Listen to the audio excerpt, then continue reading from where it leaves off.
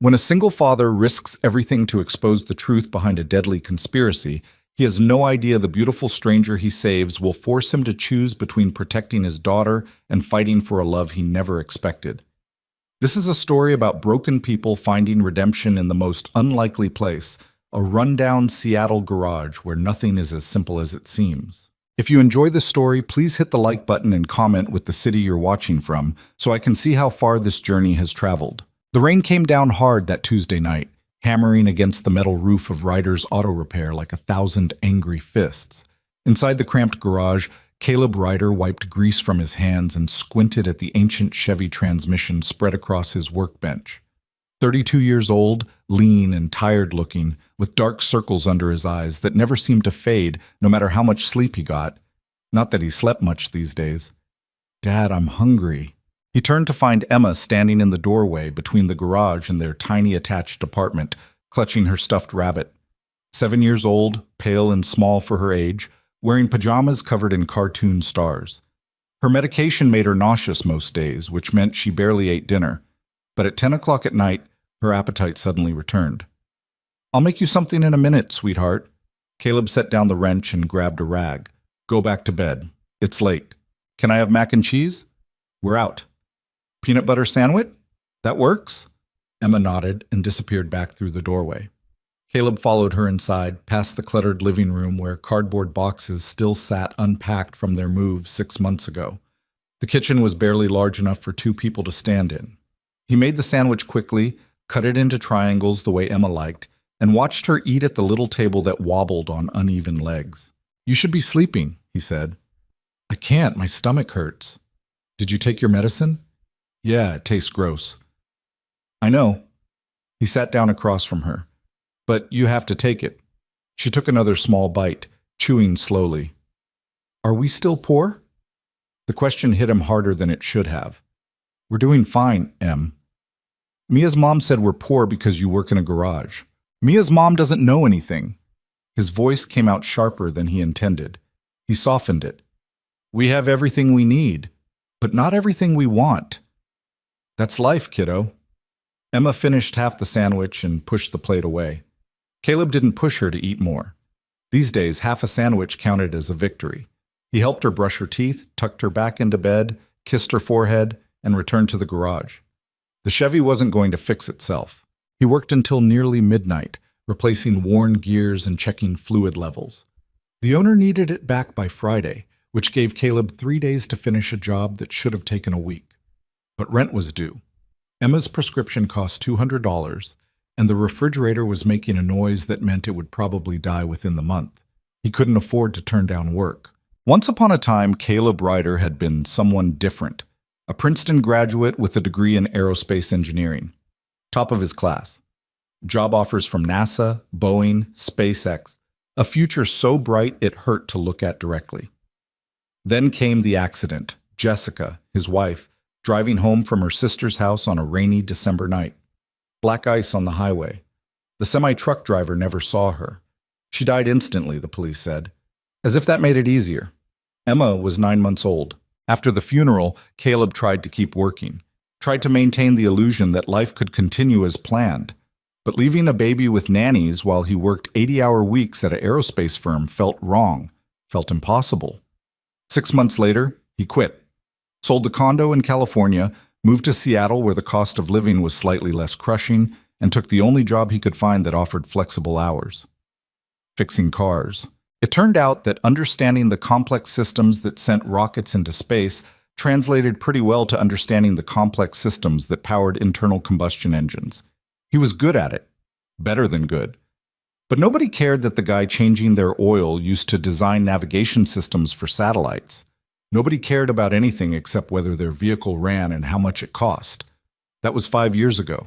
Now Caleb lived in a converted garage with a daughter whose medical bills never stopped growing, and a future that felt like standing at the edge of a cliff in the dark, unable to see the bottom. He finished the transmission work around 1 in the morning, cleaned his tools, and was locking up when headlights suddenly flooded the garage entrance. A car pulled in fast, tires squealing on wet pavement. Not just any car, a Koenigsegg Jesko, pearl white with carbon fiber accents. $3 million of Scandinavian engineering wrapped in a body that looked like it belonged in a museum. The driver's door opened and a young woman stepped out. Caleb's first thought was that she looked like she'd walked off a movie set. Mid-20s, long dark hair, designer clothes that probably cost more than his monthly rent. Her heels clicked against the concrete as she marched toward him, phone pressed to her ear. "I don't care what the dealership said. I'm not waiting until morning," she was saying into the phone. "Find someone who can fix it tonight, or I'll—" She stopped, noticing Caleb for the first time. "I'll call you back." She lowered the phone and looked him up and down. Her expression shifted from irritation to something close to disgust. "Is this place even open?" she asked. "Not anymore," Caleb said. "Come back tomorrow." "I can't come back tomorrow. My car died." "Then call a tow truck." "I don't want a tow truck. I want someone to fix it." Caleb glanced at the Koenigsegg idling in his garage. The engine sounded wrong, a faint clicking noise underneath the normal purr. "What happened?" "I don't know. It just started making a noise and now half the dashboard lights are on." She crossed her arms. "Can you fix it or not?" "Do you have any idea how much that car costs?" "Obviously." "Then you should take it to someone who specializes in hypercars, not a garage in—" He gestured vaguely at the neighborhood around them. "Here. The dealership is closed. Every other shop I called either hung up or said they don't work on Koenigsegg's." She stepped closer. "You're my last option." "Lucky me." Her eyes narrowed. "Are you always this rude to customers? Are you always this demanding to people you just met?" For a moment they stared at each other. The rain drummed against the roof. Water dripped from a leak in the corner, plinking into an old coffee can. Finally, the woman sighed. "Look, I'll pay you double your normal rate. Just tell me if you can fix it." Caleb walked over to the Koenigsegg and popped the hood. The engine bay looked like the inside of a spaceship. Twin-turbo 5.8, over 1,500 horsepower, components machined to tolerances tighter than most people could imagine. He grabbed a flashlight and leaned in. The clicking sound was coming from the left bank of cylinders. "When did it start?" he asked. "About 10 minutes ago. I was on the highway." "Any warning lights before the noise?" "I don't know. I don't stare at the dashboard while I'm driving." Caleb bit back a response and kept examining the engine. He checked fuel lines, ignition coils, sensor connections. Everything looked fine. But the clicking persisted, rhythmic and wrong. Then he saw it. A wire harness near the turbocharger slightly melted. Not enough to cause a full failure, but enough to create an intermittent short that was confusing the engine computer. The clicking was a solenoid valve trying to compensate for bad data. He straightened up. "You've got a damaged wire harness. The insulation melted, probably from heat stress. It's sending bad signals to the ECU. Can you fix it?" "Not tonight. I'd have to order the part." "How long?" 3 days, maybe 4. And that's if I can even get the part. Koenigsegg doesn't exactly sell components at AutoZone." The woman's face fell. For just a second, the confidence cracked and Caleb saw something else underneath. Fear, maybe. Or exhaustion. "I need this car," she said quietly. "Then you should have taken better care of it." Wrong thing to say. Her expression hardened again. "Excuse me?" "That harness didn't melt because of bad luck. Something overheated. When's the last time you had the cooling system serviced?" "I don't know. The dealership handles all that." "When's the last time you brought it in?" She hesitated. "I bought it 4 months ago." "And you haven't had it serviced since?" "I've been busy." Caleb closed the hood. "I can patch the harness temporarily. Get you back on the road. But you need to take this to a proper shop before the whole electrical system fries." "Fine, do it." "It'll cost you $1,000. Her eyebrows shot up.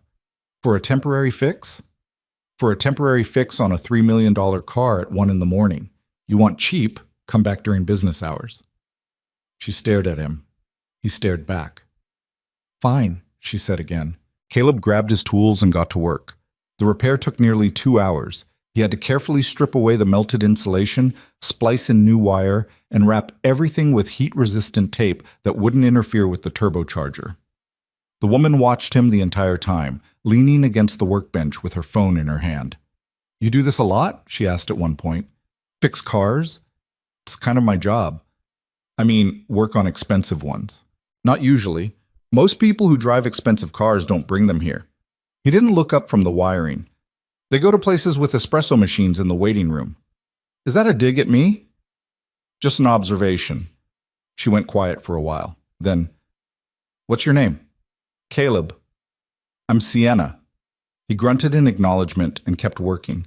When he finally finished, he closed the hood and gestured for Sienna to start the engine. She slid into the driver's seat and turned the key. The V8 roared to life, smooth and powerful. No clicking, no warning lights. She stepped out, looking almost impressed. How much do I owe you? $1,000, like I said. Sienna pulled out her phone, tapped a few times, and showed him the screen. Venmo okay? Cash is better. I don't carry cash. Of course you don't. She rolled her eyes and sent the payment. Caleb's phone buzzed in his pocket. He checked it and saw the notification. $1,000 from its Sienna Hart.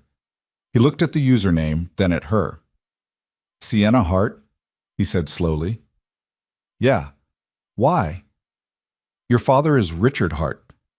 So? Richard Hart, billionaire investor, media empire. Caleb had seen him on the news a dozen times, which meant the woman standing in his garage wasn't just rich. She was obscenely, incomprehensibly wealthy. Nothing, Caleb said. Just making conversation. Sienna studied him for a moment, like she was trying to figure out if he was going to ask for something. When he didn't, she seemed almost confused. Thanks for fixing my car. Come back in a few days and I'll do it properly. Maybe. She got back in the Koenigsegg, reversed out of the garage, and drove off into the rain. Caleb stood in the doorway watching the taillights disappear, then went back inside and locked up. The next morning, Emma woke up with a fever. Caleb called her school, called the garage customers he was supposed to see, and spent the day on the couch with his daughter curled up next to him watching cartoons. Her temperature hit 102 around noon. He gave her medicine, kept her hydrated, and tried not to panic every time she coughed. By evening, the fever broke. Emma fell asleep around 7. Caleb carried her to bed, then returned to the garage to catch up on work. He was elbow deep in an oil change when his phone buzzed. Unknown number. He almost didn't answer, but something made him pick up. Hello? Is this Caleb? A woman's voice, familiar. Who's asking? It's Sienna, from last night. He straightened up, wiping his hands. How'd you get my number? It was on the Venmo payment. Listen, I need your help. With what? My car's on fire. Caleb froze. What? I'm in a parking garage downtown. Smoke started coming from the engine and now there's actual flames. The fire department's here, but I thought... She paused. I don't know why I called you. Never mind. Which parking garage? She gave him the address. Caleb told her he'd be there in 20 minutes, hung up, and ran inside to check on Emma. Still asleep. He scribbled a note in case she woke up, grabbed his keys, and drove across town faster than he should have. The parking garage was chaos when he arrived. Fire trucks, police cars, a small crowd of onlookers. Caleb found Sienna standing near the entrance, arms wrapped around herself, staring at the charred remains of her Koenigsegg. The fire was out, but the car was destroyed. Jesus, Caleb said. Sienna turned. Her face was streaked with soot. They said it was an electrical fire. From the harness I fixed? I don't know. Maybe. She looked lost. Everything happened so fast. I was just sitting there and suddenly the dashboard went crazy and smoke started pouring out. Caleb approached the wreckage. The fire department had already cleared the scene, but yellow tape still blocked off the area. He ducked under it and moved closer. The damage was extensive. The entire front half of the car was blackened and melted. But something didn't look right. Caleb crouched down, examining the undercarriage. Sir, you can't be here, a firefighter called out. 2 minutes, Caleb said. He pulled out his phone and turned on the flashlight, shining it underneath the chassis. There. A scorch pattern that didn't match the rest of the fire damage, radiating outward from a point near the fuel line. Not an electrical fire. An accelerant. Caleb stood up and walked back to Sienna. We need to talk. About what? Somewhere private. She frowned but followed him to his truck parked across the street. They sat inside with the doors closed, rain pattering against the windshield. This wasn't an accident, Caleb said. Sienna stared at him. What are you talking about? Someone set that fire deliberately. He pulled up the photos he'd taken and showed her the scorch pattern. See this? Accelerant burn. Probably a small incendiary device placed near the fuel system. The color drained from her face. You're saying someone tried to kill me? I'm saying someone wanted that car destroyed. Whether they wanted to kill you or just send a message, I don't know. Who would do that? You tell me. You're the billionaire's daughter. Sienna looked out the window, her reflection ghostly in the glass. My father has enemies, business rivals, but nothing like this. This is insane. When's the last time you checked your security? I don't know. I have people who handle that. Maybe you should talk to them. She turned to face him. Why are you helping me? You don't even know me. Good question. Caleb didn't have a good answer. Call it professional curiosity. That's a terrible reason. It's the only one I've got. They sat in silence for a moment. Then Sienna's phone rang. She glanced at the screen and her expression shifted. I have to take this. She stepped out of the truck into the rain, phone pressed to her ear. Caleb watched through the windshield as she paced back and forth, gesturing sharply. Whatever the conversation was about, it wasn't going well. When she got back in, her jaw was tight. That was my father's head of security. He wants me to come to the house immediately. Probably a good idea. He also said I shouldn't trust anyone right now, including mechanics I barely know. She looked at Caleb. No offense. None taken. But I'm going to trust you anyway. She pulled something from her purse and handed it to him. A business card. Expensive paper.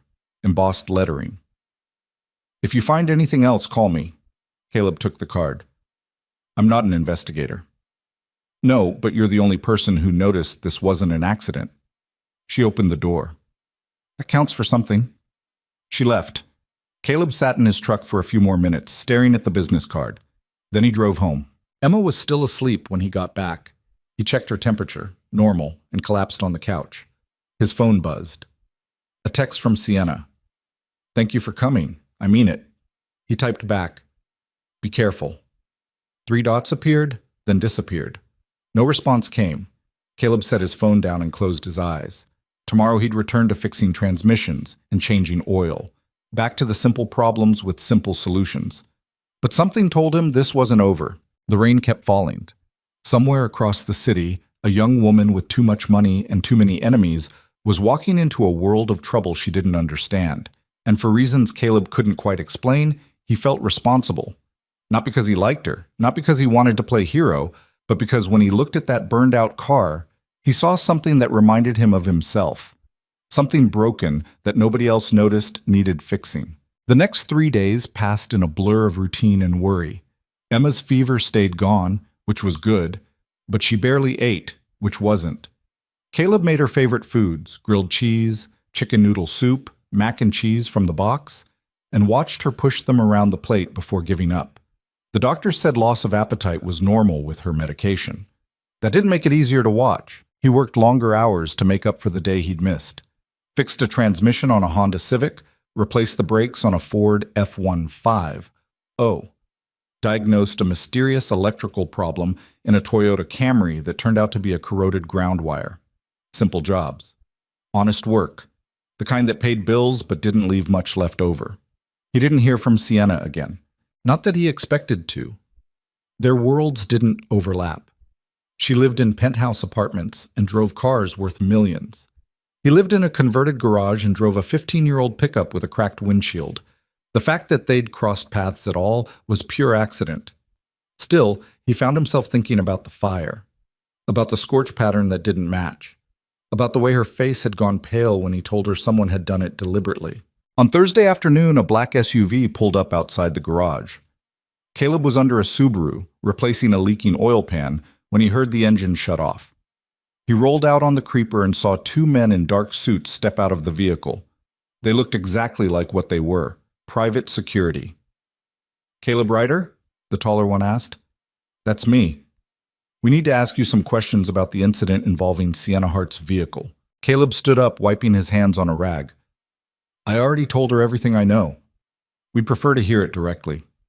They spent the next 20 minutes grilling him about the night Sienna had first come to the garage, what he'd fixed, how long it took, whether he'd noticed anything unusual about the car.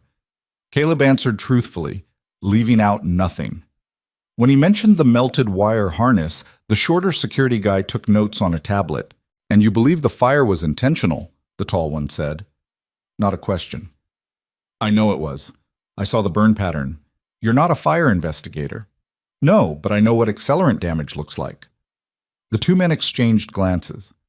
Then the tall one pulled out his phone, tapped something, and showed Caleb a photo. "Ever seen this man before?" The photo showed a guy in his early 30s, good-looking in a corporate way, expensive haircut, tailored suit, practiced smile. "No," Caleb said. "Who is he?" "Derek Vaughn, Miss Hart's business partner and former boyfriend." Former.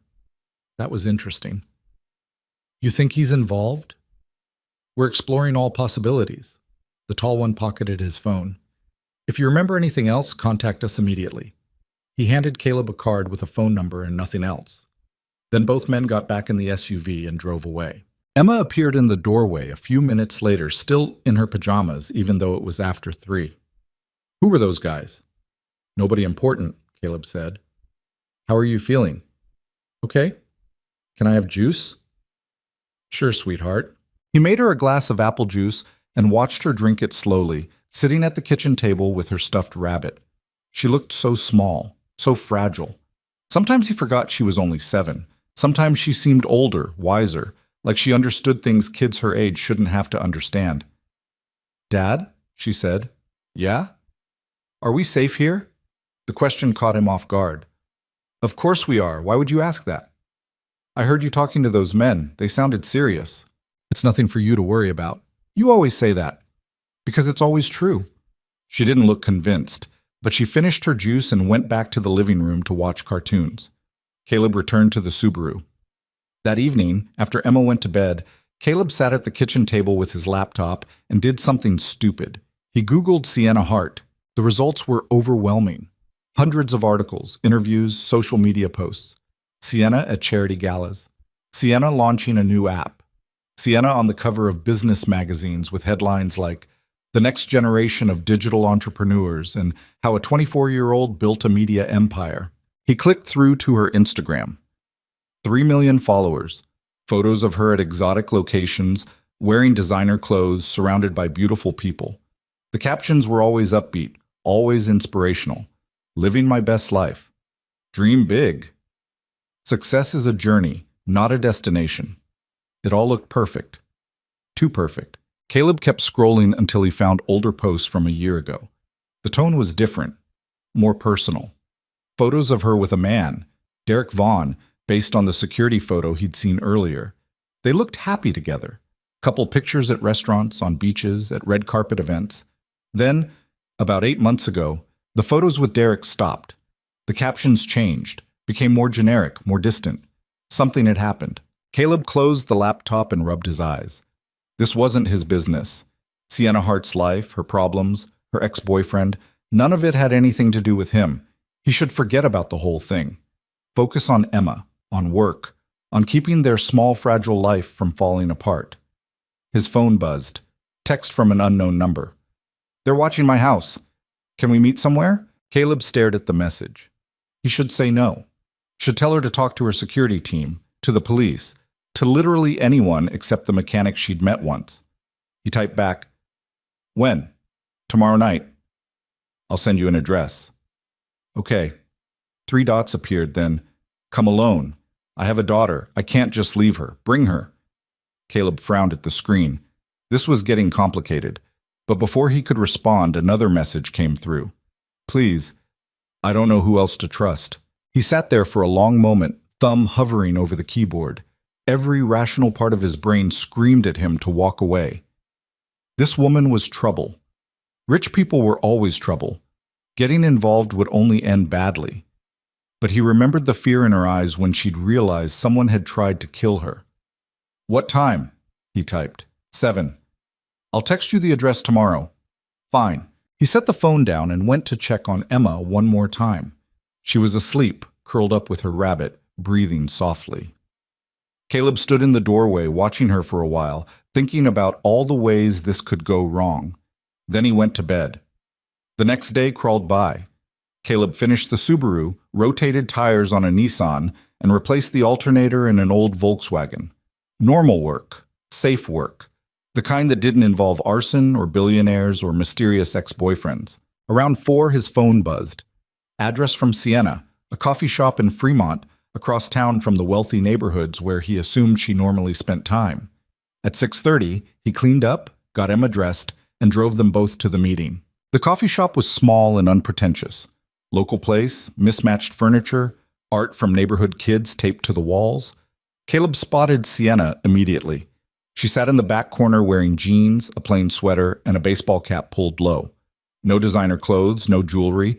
She looked like a completely different person. "Who's that?" Emma whispered. "A friend," Caleb said. "Be polite." They approached the table. Sienna looked up and her eyes went straight to Emma. Something in her expression softened.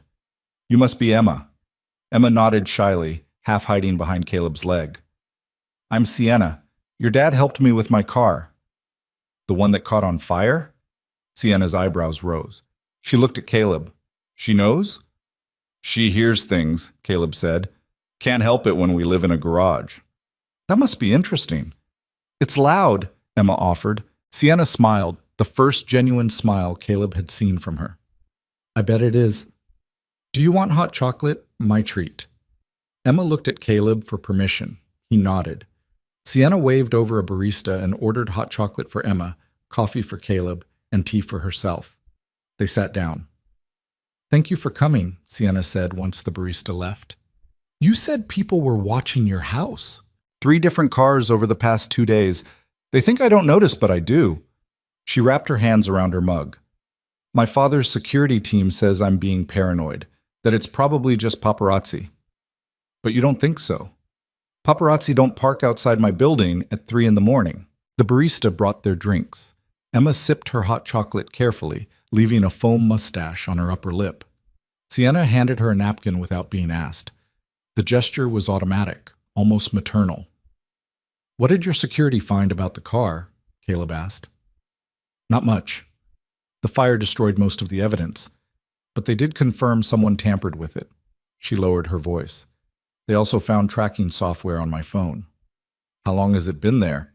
"At least 6 months? Maybe longer." Caleb processed that. "You think it's Derek?" "I don't know what to think anymore." She stared into her tea. "We broke up 8 months ago. It wasn't clean. He wanted to merge his company with mine. I said no. He didn't take it well." "What kind of company?" "Social media marketing, influencer management. He had the infrastructure. I had the audience." She smiled bitterly. "We were supposed to be the perfect partnership, power couple of digital media. Except he was stealing from me the whole time." Emma looked up from her hot chocolate. "That's mean." "Yeah," Sienna said. "It was." "Did you call the police?" Emma asked.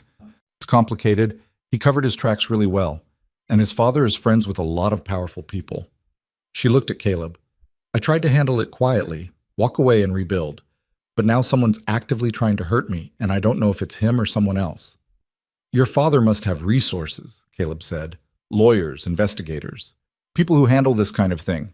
"He does, but they all think I'm overreacting, that I'm just stressed and seeing conspiracies everywhere." Her voice cracked slightly. "Maybe they're right. Maybe I am losing it." "You're not," Caleb said quietly. "I saw that burn pattern. Someone did that deliberately." Sienna met his eyes. For a moment, the confident social media entrepreneur disappeared completely. What remained was just a scared young woman who didn't know who to trust. "Why are you helping me?" she asked. "Really?" Caleb glanced at Emma, who was focused on her hot chocolate. "Because nobody helped me when I needed it, and I remember what that felt like." "What happened?" "That's a long story." "I've got time." He hesitated. Talking about Jessica wasn't something he did, ever. But something about the way Sienna looked at him, not with pity, not with curiosity, just with honest attention, made the words come easier. "My wife died 5 years ago," he said. "Car accident. Emma was 9 months old. I was working in aerospace, making good money, had a whole future planned out. After Jessica died, none of it mattered anymore. I quit my job to take care of Emma. Moved here, started over. I'm sorry, Sienna said softly. It was a long time ago. That doesn't make it easier. No, he admitted. It doesn't. Emma reached over and grabbed his hand. Her fingers were sticky from the hot chocolate. Caleb squeezed gently. Sienna watched them both, something unreadable in her expression. You gave up everything. I didn't give up anything. I chose my daughter. That's not the same thing. Most people wouldn't see it that way. Most people aren't parents. They sat in silence for a moment. Then Emma tugged on Caleb's sleeve. Dad, I need to use the bathroom. Come on. He stood up. We'll be right back. He took Emma to the restroom, waited outside while she went, then helped her wash her hands. When they returned to the table, Sienna was staring at her phone, forehead creased with worry. What's wrong? Caleb asked. She turned the phone around. On the screen was a text from an unknown number. Stay away from the mechanic. This is your only warning. Caleb felt ice slide down his spine. When did you get this? 2 minutes ago. Her hand was shaking. How do they even know I'm here? He looked around the coffee shop. A dozen customers scattered at different tables. Nobody seemed to be paying attention to them, but that didn't mean anything. We should leave, he said. Now. Sienna nodded. They left money on the table and headed for the exit. Caleb kept Emma close, one hand on her shoulder. His truck was parked half a block away. They walked quickly, not quite running. Halfway to the truck, Caleb noticed a dark sedan parked across the street. The engine was running. Someone sat in the driver's seat, face obscured by shadows. Don't look, he told Sienna. Just keep walking. They reached the truck. Caleb unlocked it, got Emma buckled in the back seat, then turned to Sienna. Get in. I have my own car. Leave it. They know what you drive. She didn't argue. She climbed into the passenger seat. Caleb started the engine and pulled out, watching the rear-view mirror. The dark sedan didn't follow. But that didn't mean they were safe. He drove in silence for 10 minutes, taking random turns, doubling back, making sure nobody was tailing them. Emma sat quietly in the back, sensing the tension. Finally, Sienna spoke. Where are we going? Somewhere they won't look, Caleb said. He drove them back to the garage. The garage felt smaller with 3 people inside it. Caleb flipped on the overhead lights, while Sienna stood near the door, looking around like she'd just stepped onto another planet. Emma climbed onto the worn couch in the corner, hugging her stuffed rabbit and watching Sienna with curious eyes. You live here? Sienna asked. For now, Caleb said. He locked the door and pulled down the metal security shutter. There's an apartment attached. It's not much. I wasn't judging. Yes, you were. She opened her mouth to argue, then stopped. Okay, maybe a little, but not in the way you think. Caleb moved to the small window near the workbench and looked out at the street. No cars, no movement, just rain and darkness. How long have they been following you? I don't know. Weeks, maybe? Sienna set her purse down on the workbench. I thought I was imagining it at first. A car that showed up too many times, someone standing across the street when I left my apartment. But after the fire, she trailed off. After the fire, you knew. Yeah. Emma yawned from the couch. Caleb checked his watch. Almost 8:30, way past her bedtime. I need to get her to sleep. You can wait here, or... Can I help? Sienna asked. He blinked. With what? Putting her to bed, if that's okay. Caleb glanced at Emma, who was already half asleep against the armrest. Sure, I guess. They moved into the small apartment. Caleb carried Emma while Sienna followed quietly.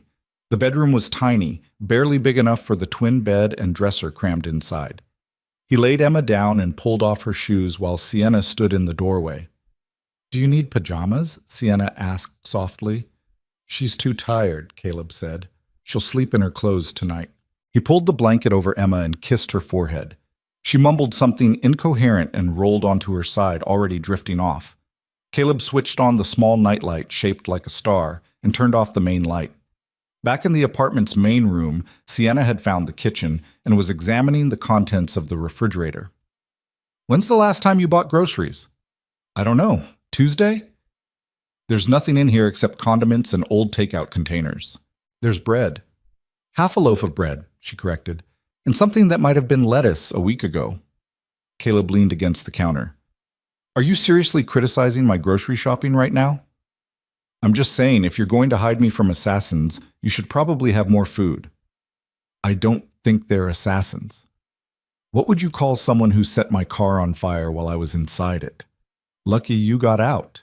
She turned to face him, and for the first time that night he saw her smile. Really smile. Not the practiced social media version, but something genuine and a little bit broken. You're kind of an asshole, you know that? So I've been told. But you're helping me anyway. Against my better judgment. Sienna closed the refrigerator and sat down at the small table. The same table where Emma ate her peanut butter sandwiches and asked questions like, "Are we still poor?" Caleb watched Sienna run her fingers along the edge, tracing the water stains and scratches. "Why did you really bring me here?" she asked quietly. "Because nobody followed us. You could have taken me to a hotel, or back to my father's house, somewhere with actual security." Caleb pulled out the other chair and sat down. "Your father's security already thinks you're paranoid, and hotels have lobbies, cameras, people who notice things. Here, nobody's looking. Here, nobody cares." "Exactly." She met his eyes. "That's a depressing way to live. It's safe. Safe and alone aren't the same thing." "Close enough." They sat in silence for a moment. Rain hammered against the windows.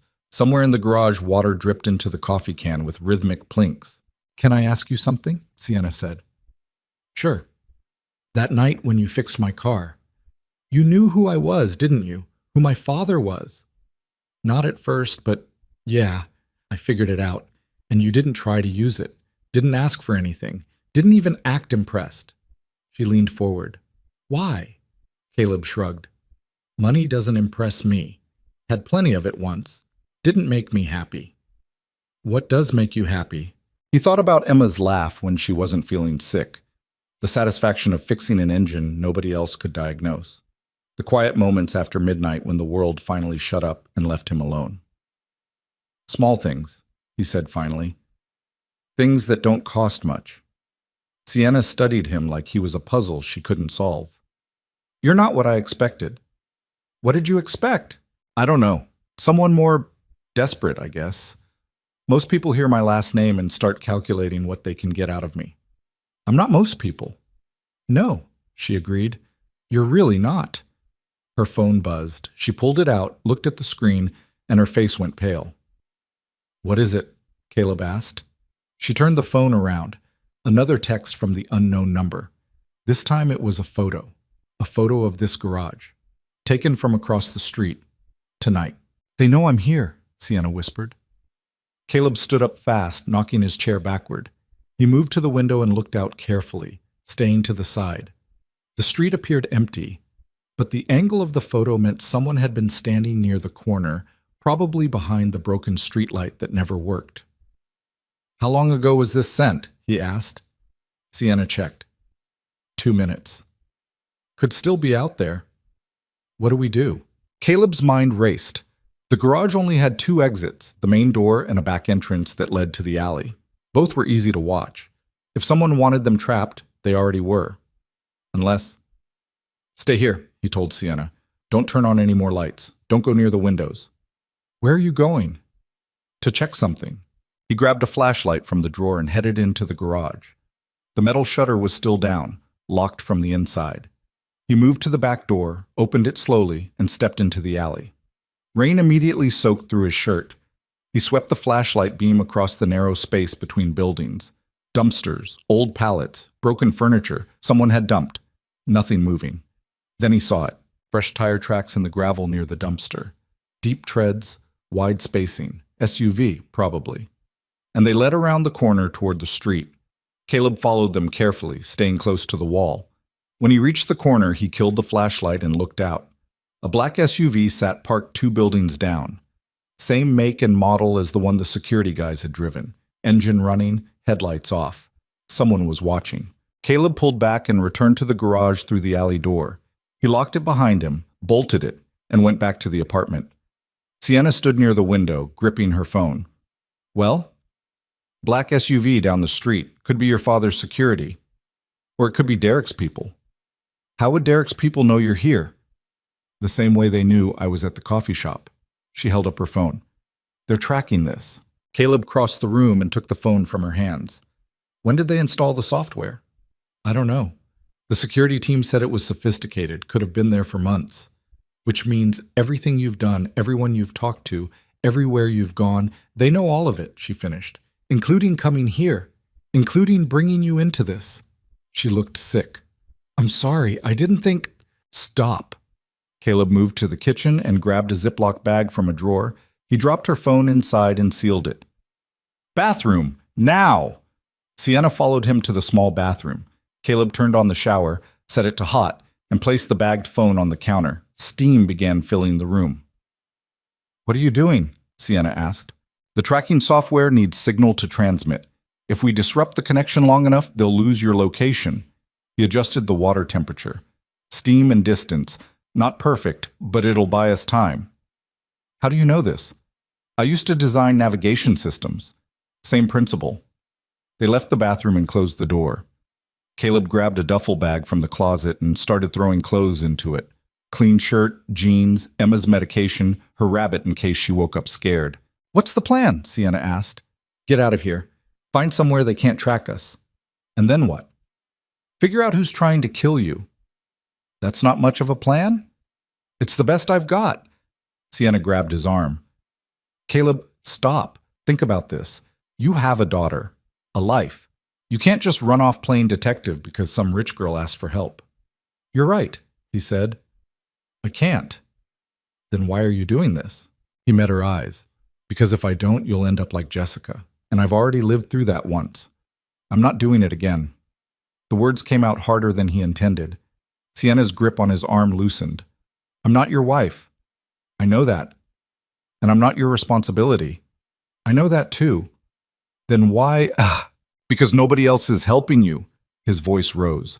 He forced it back down. Your father's security thinks you're paranoid. The police won't do anything without evidence. And whoever's doing this knows exactly what they're doing. So either I help you or you handle this alone. Your choice. Sienna stared at him, then quietly. What if I get you killed? Won't be the first time I've done something stupid. That's not funny. Wasn't trying to be. A sound from the bedroom made them both turn. Emma stood in the doorway, rubbing her eyes. Dad? What's happening? Caleb set down the duffel bag and knelt in front of her. We're going on a little trip, sweetheart. Just for a few days. Where? Somewhere safe. Is it because of the bad people? His chest tightened. What bad people? The ones who hurt Sienna's car. He glanced at Sienna, who looked equally shaken. How did you know about that? I'm not stupid, Dad. I hear things. Emma's voice was small but steady. Are they going to hurt us? No, Caleb said firmly. I won't let that happen. Promise? Promise. Emma nodded slowly, then looked past him to Sienna. Are you coming with us? If that's okay, Sienna said softly. Okay. Emma yawned. Can I bring Mr. Rabbit? Already packed him. Then I'm ready. Caleb stood and finished packing the duffel bag. He grabbed his laptop, some tools from the garage, and the emergency cash he kept hidden in a coffee can above the refrigerator. $300. Not much, but enough to disappear for a few days. They left through the back alley, moving quickly through the rain toward Caleb's truck parked behind the building. He strapped Emma into her car seat while Sienna climbed in front, shivering. Where are we going? She asked. Motel off Highway 99, the kind that doesn't ask questions. Sounds lovely. It's not, but it's safe. He started the engine and pulled out of the alley, headlights off, until they reached the main road. In the rearview mirror, the black SUV stayed parked. Nobody followed, at least not yet. The motel was exactly what Caleb promised. Cheap, anonymous, and forgettable. The kind of place where people paid cash and minded their own business.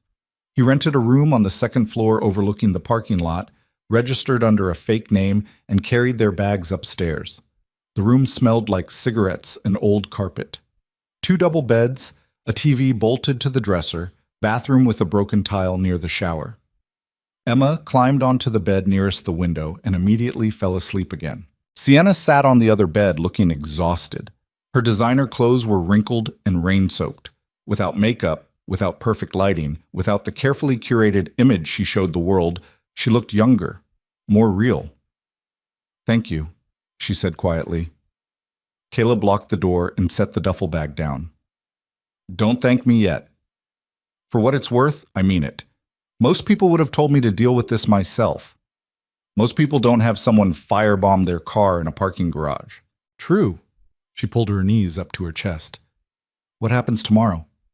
"Tomorrow we figure out who Derek's working with and how to prove it. And if it's not Derek, then we figure out who it is." Sienna was quiet for a moment. Then, "You really gave up aerospace engineering to fix cars?" "Yeah."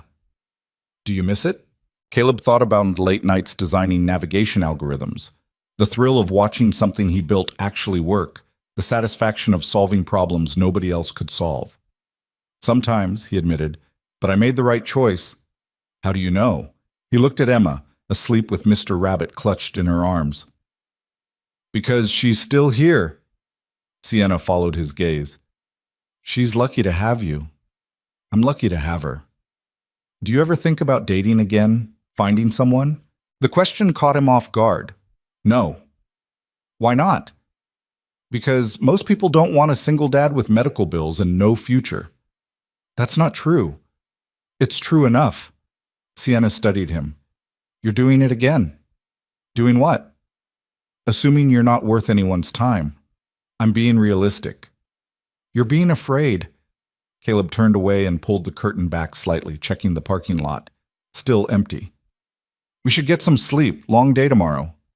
"Caleb, I'm taking first watch. You sleep." He could feel her watching him, but she didn't push.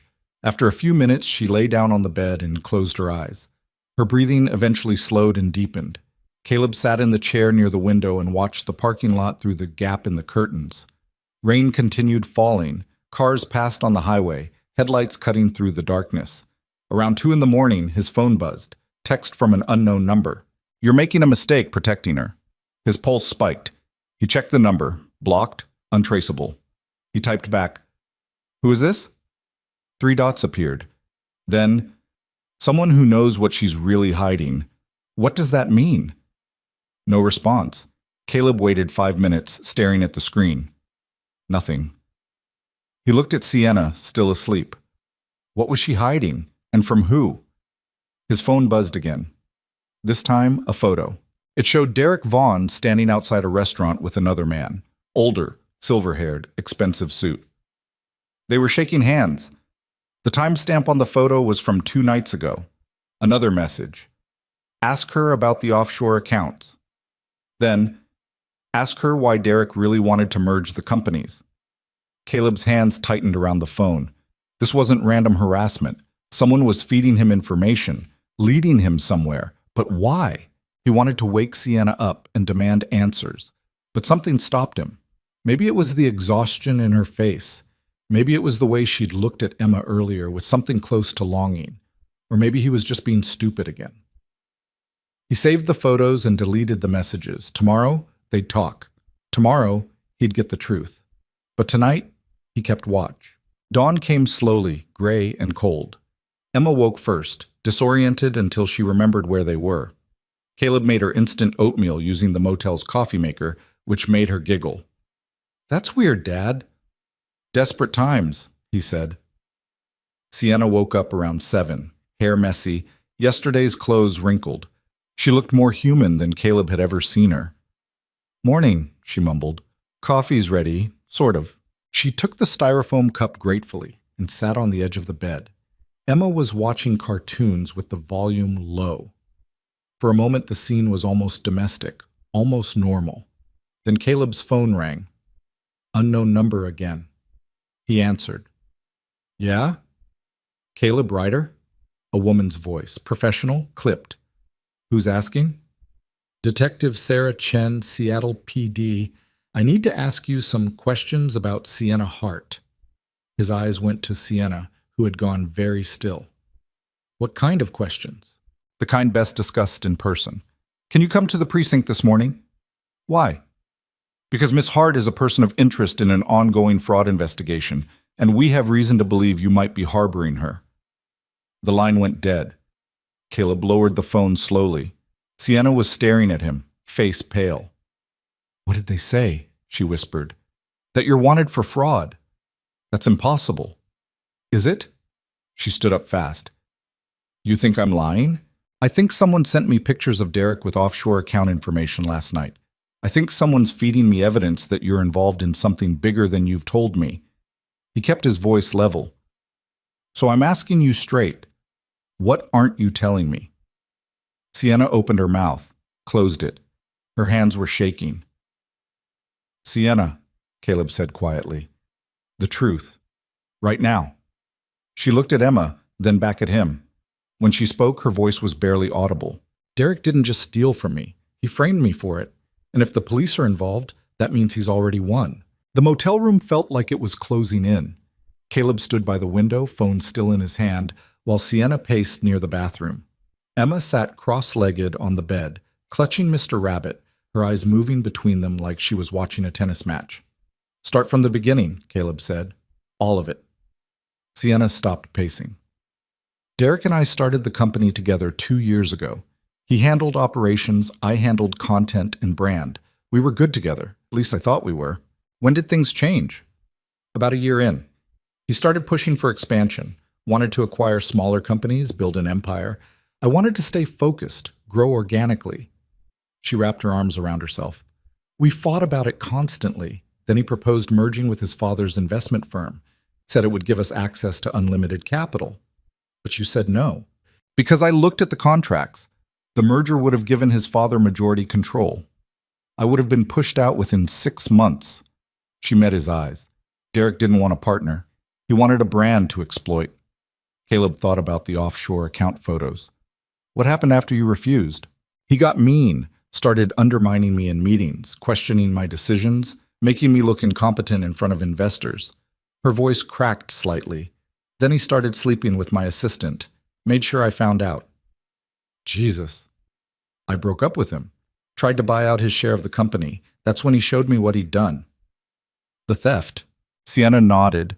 $5 million transferred to offshore accounts over 18 months. Small amounts, careful timing, hidden inside legitimate business expenses. All of it traced back to access codes only I had. "How did he get your codes?" "We shared everything when we were together.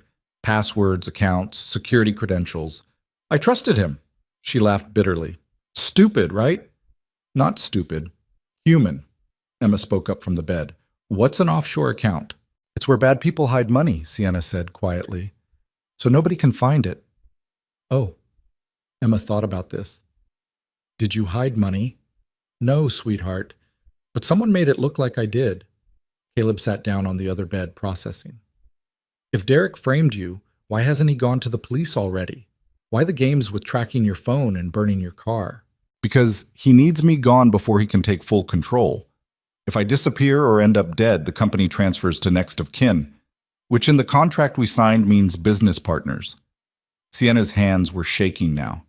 "He's been setting this up for months, maybe longer. The fraud, the tracking, the threats. It's all designed to isolate me, make me look unstable, then remove me permanently." "And your father's security?" "Derek's father plays golf with my father's head of security. They've known each other for 20 years. She looked sick. "I don't know who I can trust anymore."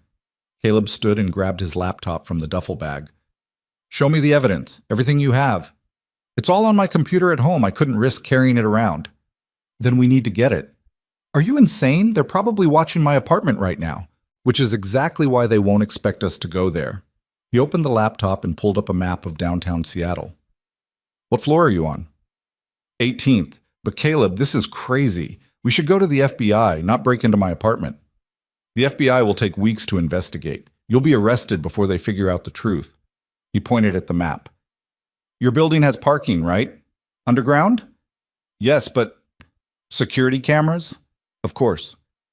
"Can you access them remotely?" Sienna stared at him. "Why would I be able to access my building's security cameras?" "Because rich people always can. You probably have an app." She pulled out her phone, still in the Ziploc bag, and hesitated. If I turn this on, they'll know where we are. Not if we're already gone by the time they arrive. Caleb checked his watch. How long from here to your apartment? 30 minutes in traffic. Then we have a window, small one. Emma tugged on his sleeve. Dad, I don't like this. He knelt down beside her. I know, sweetheart, but sometimes we have to do scary things to help people. What if the bad people find us? They won't. You don't know that. She was right, he didn't, but he couldn't say that out loud. I'll keep you safe, I promise. Emma didn't look convinced. Neither did Sienna, but nobody had a better plan. They checked out of the motel 20 minutes later. Caleb drove while Sienna navigated, her phone still sealed in the bag to prevent tracking. Emma sat in the back seat, quiet and watchful. The rain had stopped, but the sky remained gray and heavy. Traffic moved slowly through downtown, giving Caleb too much time to think about how badly this could go wrong. Breaking into a luxury apartment building with his 7-year-old daughter in tow ranked pretty high on the list of terrible parenting decisions. But leaving Sienna to face this alone felt worse. They parked 3 blocks from her building, in a public garage where the truck wouldn't stand out. Caleb killed the engine and turned to face both of them. Here's the plan. We go in through the parking garage. Sienna gets us past security. We take the service elevator to avoid cameras, get to her apartment, grab the evidence, and leave. Total time, 15 minutes. What about Emma? Sienna asked. She stays in the truck. Absolutely not, Emma said. Caleb turned around. Sweetheart, I'm not staying alone in a parking garage. That's where bad things happen in movies. This isn't a movie. Then why does it feel like one? She had a point. Caleb looked at Sienna, who shrugged helplessly. Fine, he said, but you stay close to me. No wandering off. Deal. They walked the 3 blocks quickly, heads down against the wind. Sienna's building was all glass and steel, the kind of place where doormen wore uniforms and apartments started at $3 million. The underground parking entrance was around back, accessed by a card reader. Sienna swiped her key card. The gate rolled open. Inside, the parking garage was pristine and well lit. Luxury cars filled the spaces. Mercedes, Tesla, Porsche. Caleb's oil-stained work boots felt wrong against the polished concrete. Service elevators this way, Sienna said. They moved quickly past rows of expensive vehicles toward the back corner. The elevator doors were unmarked, meant for staff and deliveries. Sienna pressed the call button. Nothing happened. She pressed it again. Still nothing. They must have disabled my access, she said. Can you override it? Not without going through the main lobby. Caleb swore under his breath. Where's the main elevator? Other side of the garage. But there are cameras. How many? At least a dozen between here and the residential floors. He thought fast.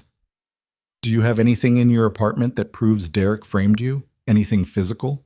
Backup drives with all the financial records. Email correspondence. Contracts with his signature. Where exactly? Hidden in a false panel behind my bedroom closet. Can anyone else access it? No, it's biometric. Fingerprint scanner. Which meant they needed Sienna inside the apartment. No way around it. We use the main elevator, Caleb decided. Fast and direct. In and out before security realizes what's happening. They'll see us on camera. Probably, but by the time they react, we'll be gone. Sienna looked terrified. This is insane. You have a better idea? She didn't. They crossed the parking garage to the main elevator bank. Glass walls offered a view of the building's lobby above. Marble floors, modern furniture, a security desk with 2 guards. Caleb kept Emma close as they stepped into the elevator. Sienna pressed the button for the 18th floor. The doors slid closed. For a moment, nobody spoke. The elevator hummed upward, floor numbers ticking by on the digital display. Caleb watched Sienna's reflection in the polished doors. She looked like she might throw up. Breathe, he said quietly. I am breathing. Slower, she took a shaky breath. What if they're already there? What if Derek's waiting in my apartment? Then we leave. Just like that? Just like that. The elevator stopped at the 18th floor. The doors opened onto a hallway that looked like a hotel. Crown molding, art on the walls, thick carpet that swallowed sound. Sienna's apartment was at the end, marked 1807. She unlocked the door with trembling hands. Inside, the apartment was everything Caleb expected: floor-to-ceiling windows overlooking the city, modern furniture that looked expensive and uncomfortable, a kitchen bigger than his entire garage apartment, the kind of place that appeared in magazines with captions like "Urban Luxury Redefined." "Grab what you need," Caleb said. Fast. Sienna disappeared into the bedroom. Caleb moved to the windows and looked down at the street 18 floors below. No suspicious cars, no obvious surveillance. But that didn't mean they were clear. Emma wandered around the living room, taking everything in. "Wow," she said softly.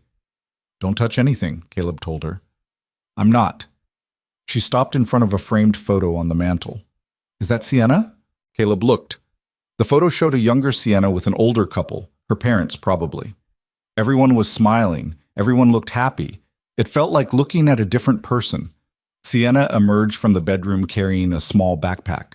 "Got it. Let's go." They headed for the door. That's when someone knocked. All three of them froze. Another knock. Louder this time. Then a voice from the hallway. "Miss Hart? Building security? We need to speak with you." Sienna's face went white. She looked at Caleb. He held a finger to his lips and pointed toward the bedroom. They moved quickly and quietly. The knocking continued. "Miss Hart, we know you're inside. Please open the door." Caleb scanned the bedroom. Windows that didn't open, no balcony, no secondary exit. They were trapped. "Fire escape," Sienna whispered. "In the spare bedroom." She led them through a second doorway into a smaller room set up as an office. Here, the window had an external latch. Caleb opened it and looked out. A metal fire escape descended down the side of the building, disappearing into the alley below. "You've got to be kidding me," he muttered. "It's the only way out." From the main hallway, a new voice. "We have a key, Miss Hart. We're coming in." Caleb grabbed Emma and lifted her through the window onto the fire escape. "Go down slowly. Don't rush." "Dad, I'm scared." "I know, but you can do this." Sienna climbed out next, then Caleb. He pulled the window mostly closed behind them just as he heard the apartment door open. The fire escape was slick with rain and rust. Caleb kept one hand on Emma's shoulder as they descended, metal creaking under their weight. 18 floors stretched below them, the ground impossibly far away. "Don't look down," he told Emma. She looked down anyway and whimpered. They moved as fast as they dared. One landing, 2, 3. Caleb's hands were freezing, gripping the wet metal railings. Behind them, he heard shouting from Sienna's apartment. The security guards had realized they'd fled. At the 10th floor, the fire escape ended at a ladder that extended to the 9th. Caleb went first, then guided Emma down while Sienna waited above. The ladder was even more precarious than the stairs, swaying slightly with each movement. Emma lost her footing halfway down. Caleb caught her before she fell, one arm wrapped around her waist while his other hand white-knuckled the ladder rung. His heart hammered so hard he could barely breathe. "I've got you," he managed. "You're okay." Emma was crying silently, face buried against his shoulder. He held her until the shaking stopped, then helped her down the rest of the way. Sienna descended after them, moving with surprising grace despite the designer boots. They continued down, floor after floor, until finally the fire escape ended at a platform above a dumpster in the alley. Caleb jumped down first, then caught Emma as Sienna lowered her. Sienna followed, landing beside them with a grunt. They ran. The alley opened onto a side street 2 blocks from where they'd parked. Caleb kept Emma's hand gripped tight, practically dragging her along. Behind them, sirens wailed. Police or building security, he couldn't tell. They reached the parking garage and found the truck. Caleb started the engine with shaking hands while Sienna threw the backpack into the back seat. Emma climbed in beside it, still crying. "We're okay," Caleb told her. "We're safe now." "You said 15 minutes." "I know. I'm sorry." He pulled out of the garage and merged into traffic, forcing himself to drive normally despite every instinct screaming at him to floor it. In the rear-view mirror, Emma had curled up in a ball, hugging Mr. Rabbit. Sienna was digging through the backpack. She pulled out 3 external hard drives and a folder of documents. "Everything's here. Financial records, emails, contracts. Enough to prove Derek set me up." "Where do we take it?" "I don't know. The police are compromised. My father's security can't be trusted." She looked at Caleb. "I'm out of options." He drove in silence for several minutes, thinking. Then he pulled out his phone and scrolled through his contacts until he found a name he hadn't called in 5 years. Marcus Webb, former colleague from his aerospace days, now working as a forensic accountant for a private investigation firm. The call connected on the third ring. Caleb Ryder, Marcus said. Thought you were dead. Not yet. What do you want? I need you to look at some financial records. Offshore accounts, shell companies, fraud. And I need it done quietly. A pause. How much trouble are you in? Lot. How much trouble is someone else in? More, Marcus sighed. Where are you? Seattle? I'm in Portland. Meet me at Powell's Books tomorrow morning, 10 o'clock, downtown location.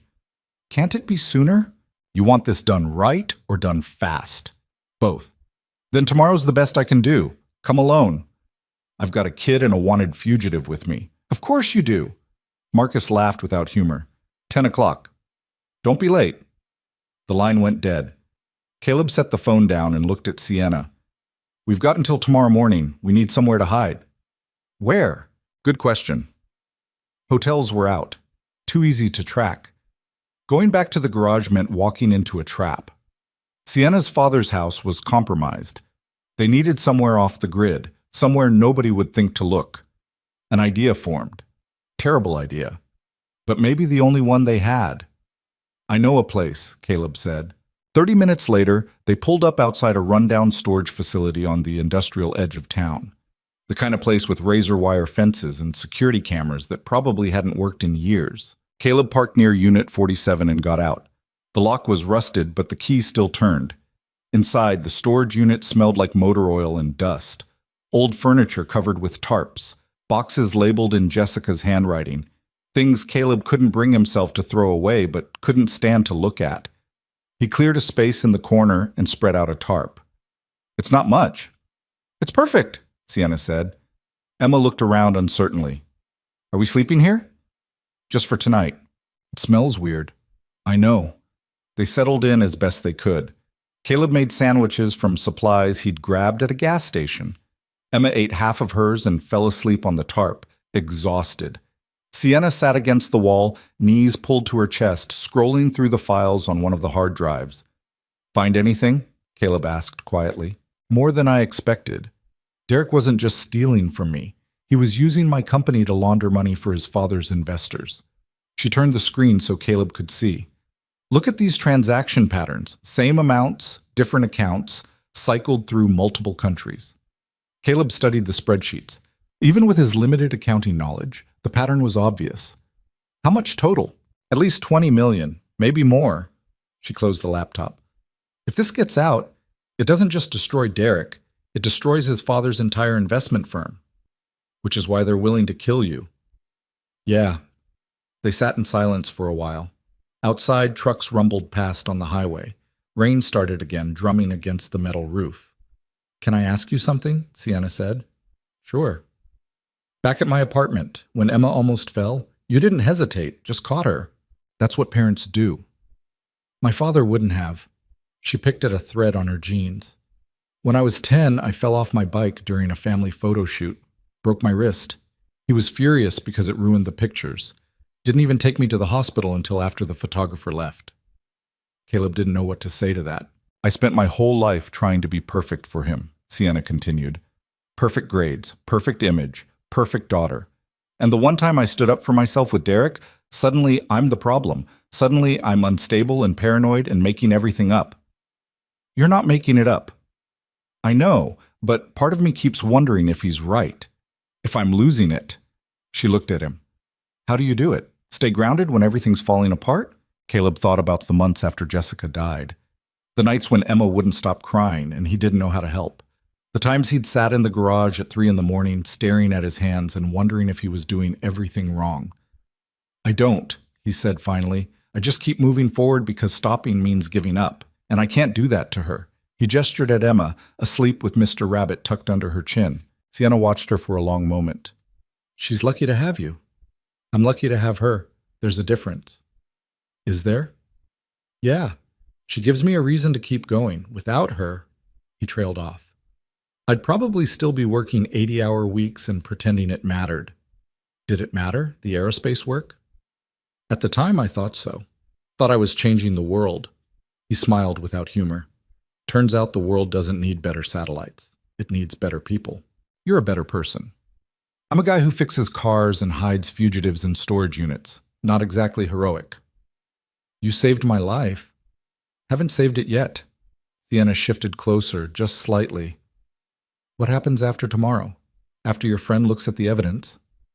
We take it to someone who can actually do something. FBI, maybe, or a journalist who won't bury it. And if Derek finds us first? He won't. You don't know that. Caleb met her eyes. No, but I'm choosing to believe it anyway, because the alternative is giving up, and I'm not good at that. Something passed between them in the dim light of the storage unit. Understanding, maybe, or recognition that they were both broken people trying desperately to hold the pieces together. Sienna's phone buzzed. She pulled it out, still in the Ziploc bag, and the color drained from her face. What? Caleb asked. She showed him the screen. Another message from the unknown number. You have something that belongs to us. Return it by midnight or the girl gets hurt. Below the text was a photo of Emma, taken tonight through the window of Caleb's truck while they were parked at the storage facility. They'd been found. Caleb's blood turned to ice. He grabbed the phone from Sienna's hands and stared at the photo. Emma asleep in the truck, visible through the rain-streaked window. The angle suggested someone standing maybe 20 feet away, close enough to see, close enough to act. Wake her up, he said. Now. Sienna moved to Emma and gently shook her shoulder. Sweetheart, wake up. Emma's eyes opened slowly. What's wrong? We need to leave, Caleb said, already gathering their things. He shoved the hard drives and documents into the backpack, threw the tarp aside, kicked boxes out of the way. His hands wouldn't stop shaking. Dad, you're scaring me. I know. I'm sorry, but we have to go right now. He scooped Emma up in one arm, grabbed the backpack with the other, and headed for the door. Sienna followed close behind, her face ghost white. Caleb stopped at the entrance to the storage unit and looked out. The parking lot was dark except for a single overhead light that flickered and buzzed. His truck sat exactly where he'd left it. No other vehicles nearby, no movement, but someone had been here. Someone close enough to take that photo. Stay behind me, he whispered. They moved quickly across the pavement. Caleb kept Emma pressed against his shoulder, scanning the shadows between storage units. Every sound made his pulse spike. The wind rattling a loose gate, a bottle rolling across asphalt, his own breathing too loud in the silence. They reached the truck. Caleb unlocked it and practically threw Emma into the back seat. Get down and stay down. Don't sit up until I tell you. Emma curled up on the floor without arguing. Sienna climbed in front, while Caleb took the driver's seat and started the engine. He pulled out fast, tires squealing, and didn't slow down until they were back on the highway. In the rearview mirror, Emma was crying silently on the floor. It's okay, sweetheart, Caleb said. We're safe now. You keep saying that, and it keeps not being true. She was right. He was lying to her. They weren't safe. Wouldn't be safe until this was over. And he had no idea how to make it end. Sienna's phone buzzed again. She looked at the screen, and her hand started shaking so badly she almost dropped it. What does it say? Caleb asked. Meet us at Pike Place Market, midnight. Come alone or Emma dies. She turned to him. They're serious. I know. So what do we do? Caleb gripped the steering wheel hard enough to hurt. Think. He needed to think. Pike Place Market was public, crowded during the day but nearly empty at night. Easy place for an ambush, easy place to disappear someone. We don't go, he said. They'll kill her. They'll kill us all if we walk into a trap. Then what's your plan? He didn't have one, not yet. But an idea was forming, dangerous and desperate. We give them what they want, Caleb said slowly, but not the way they expect. I don't understand. The hard drives. That's what they're really after. Not you, not me, not Emma. They want the evidence destroyed. He glanced at her. So we destroy it. What? No, that's the only proof we have. We make them think we destroyed it. Make copies, hide the originals, bring fakes to the meeting. Sienna processed this. And when they realize we tricked them, we'll be long gone. That's not a plan. That's suicide. You have a better idea? She didn't, neither did he. But sitting still meant waiting for someone to hurt his daughter, and that wasn't acceptable. He drove to a 24-hour FedEx office across town. Inside, the fluorescent lights were harsh and the air smelled like toner and paper. A bored clerk sat behind the counter, scrolling through her phone. Caleb set Emma down in a plastic chair. "Stay here. Don't move." Emma nodded, still scared, still crying. It broke something inside him to see her like this. He and Sienna used the self-service computers to copy everything from the hard drives onto fresh USB sticks. It took 40 minutes to transfer all the files. Financial records, emails, contracts, transaction logs. $20 million of fraud condensed into digital ones and zeros. While the files copied, Caleb called Marcus Webb again. "It's 2 in the morning," Marcus answered groggily. "This better be important." "Change of plans. I'm sending you the files tonight. Everything you need is in there." "What happened to meeting tomorrow?" "Things got complicated." Caleb lowered his voice. "If something happens to me, if you don't hear from me by noon tomorrow, take everything to the FBI. Don't wait. Don't ask questions. Just do it." "Caleb, what the hell is going on?" "I'm trying to keep a promise I made to my daughter. That's all you need to know." He hung up before Marcus could argue and emailed the files from an anonymous account. The progress bar crawled across the screen. 80%, 90, 100, done. Sienna had finished making 3 copies of everything on separate USB drives. She handed one to Caleb. "What now?"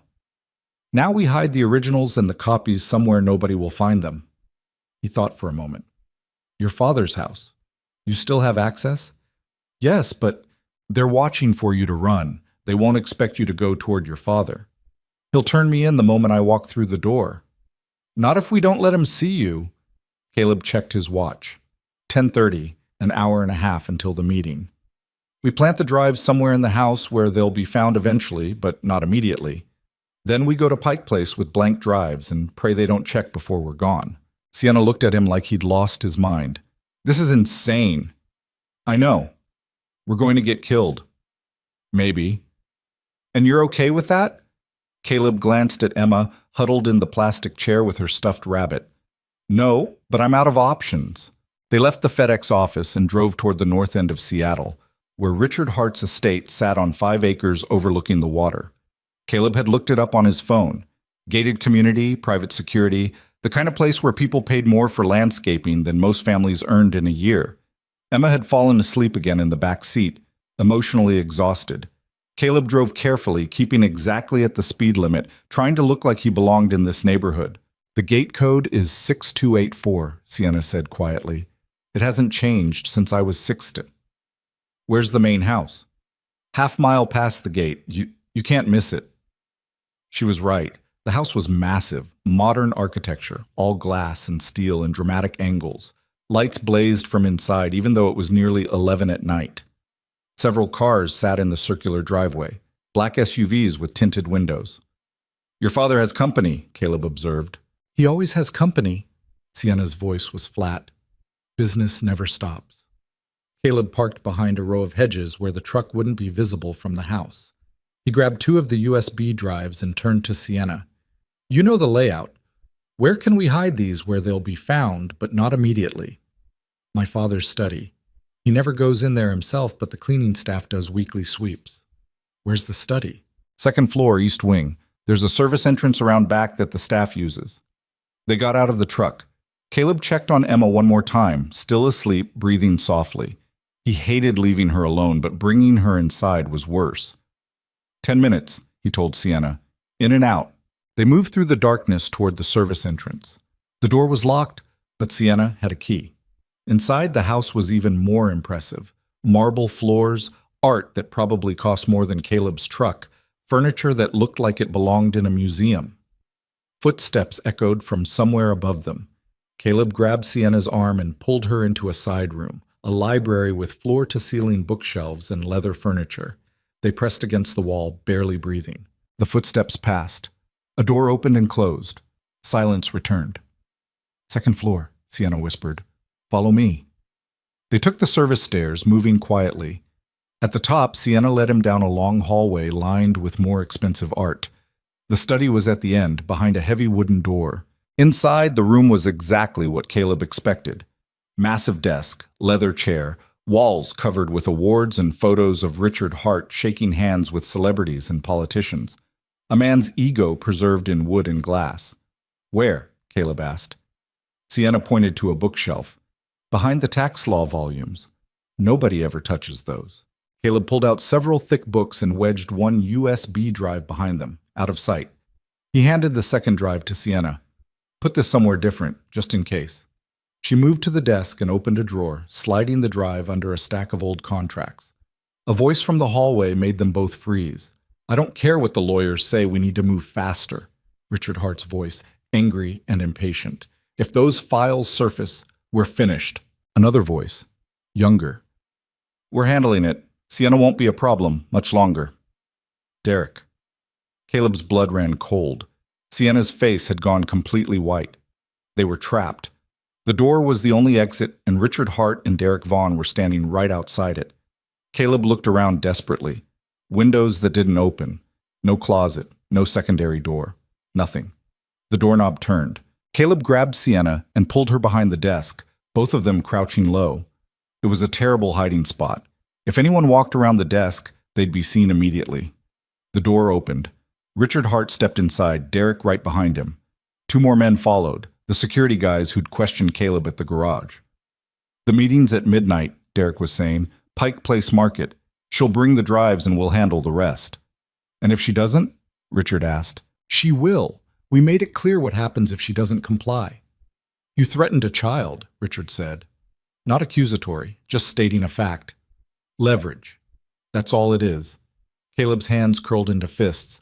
Every muscle in his body wanted to stand up, to put Derek through the nearest wall. But Sienna's hand on his arm kept him still. Richard moved to the window, looking out at the dark grounds. When this is over, I want you out of the company, severed completely. Your father's investment firm can burn for all I care. Excuse me? Derek's voice went sharp. We had a deal. The deal was you'd handle this quietly. Instead, you've created a mess that spans 3 countries and involves multiple federal investigations. That's not what I paid for. Your daughter created the mess. I'm just cleaning it up. By trying to kill her.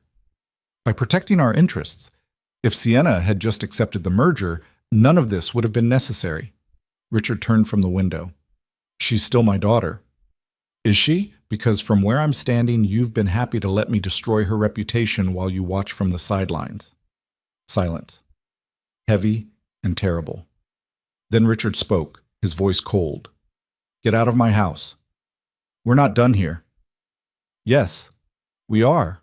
One of the security guys stepped forward. Mr. Vaughn, it's time to leave. Derek laughed. You think you can just cut me loose?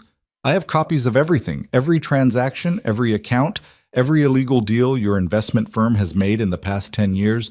You burn me, I burn you. Is that a threat? It's a promise. Richard Hart stared at Derek for a long moment. Then he nodded to the security guys. Escort Mr. Vaughn off the property. Make sure he doesn't return. You're making a mistake, Derek said. No, I made a mistake trusting you in the first place. The security guys grabbed Derek by the arms and hauled him toward the door. He struggled, shouting threats, but they were bigger and stronger. The door slammed behind them. Richard Hart stood alone in the study, staring at the closed door. Then he walked around the desk. Caleb and Sienna pressed themselves against the wood panel, hearts hammering. If Richard looked down, if he sat in his chair, if he opened the drawer, he didn't. He stood there for maybe 30 seconds, then turned and left the room. The door closed. Caleb waited a full minute before moving. His legs had cramped from crouching and his heart was still racing. Sienna was shaking beside him.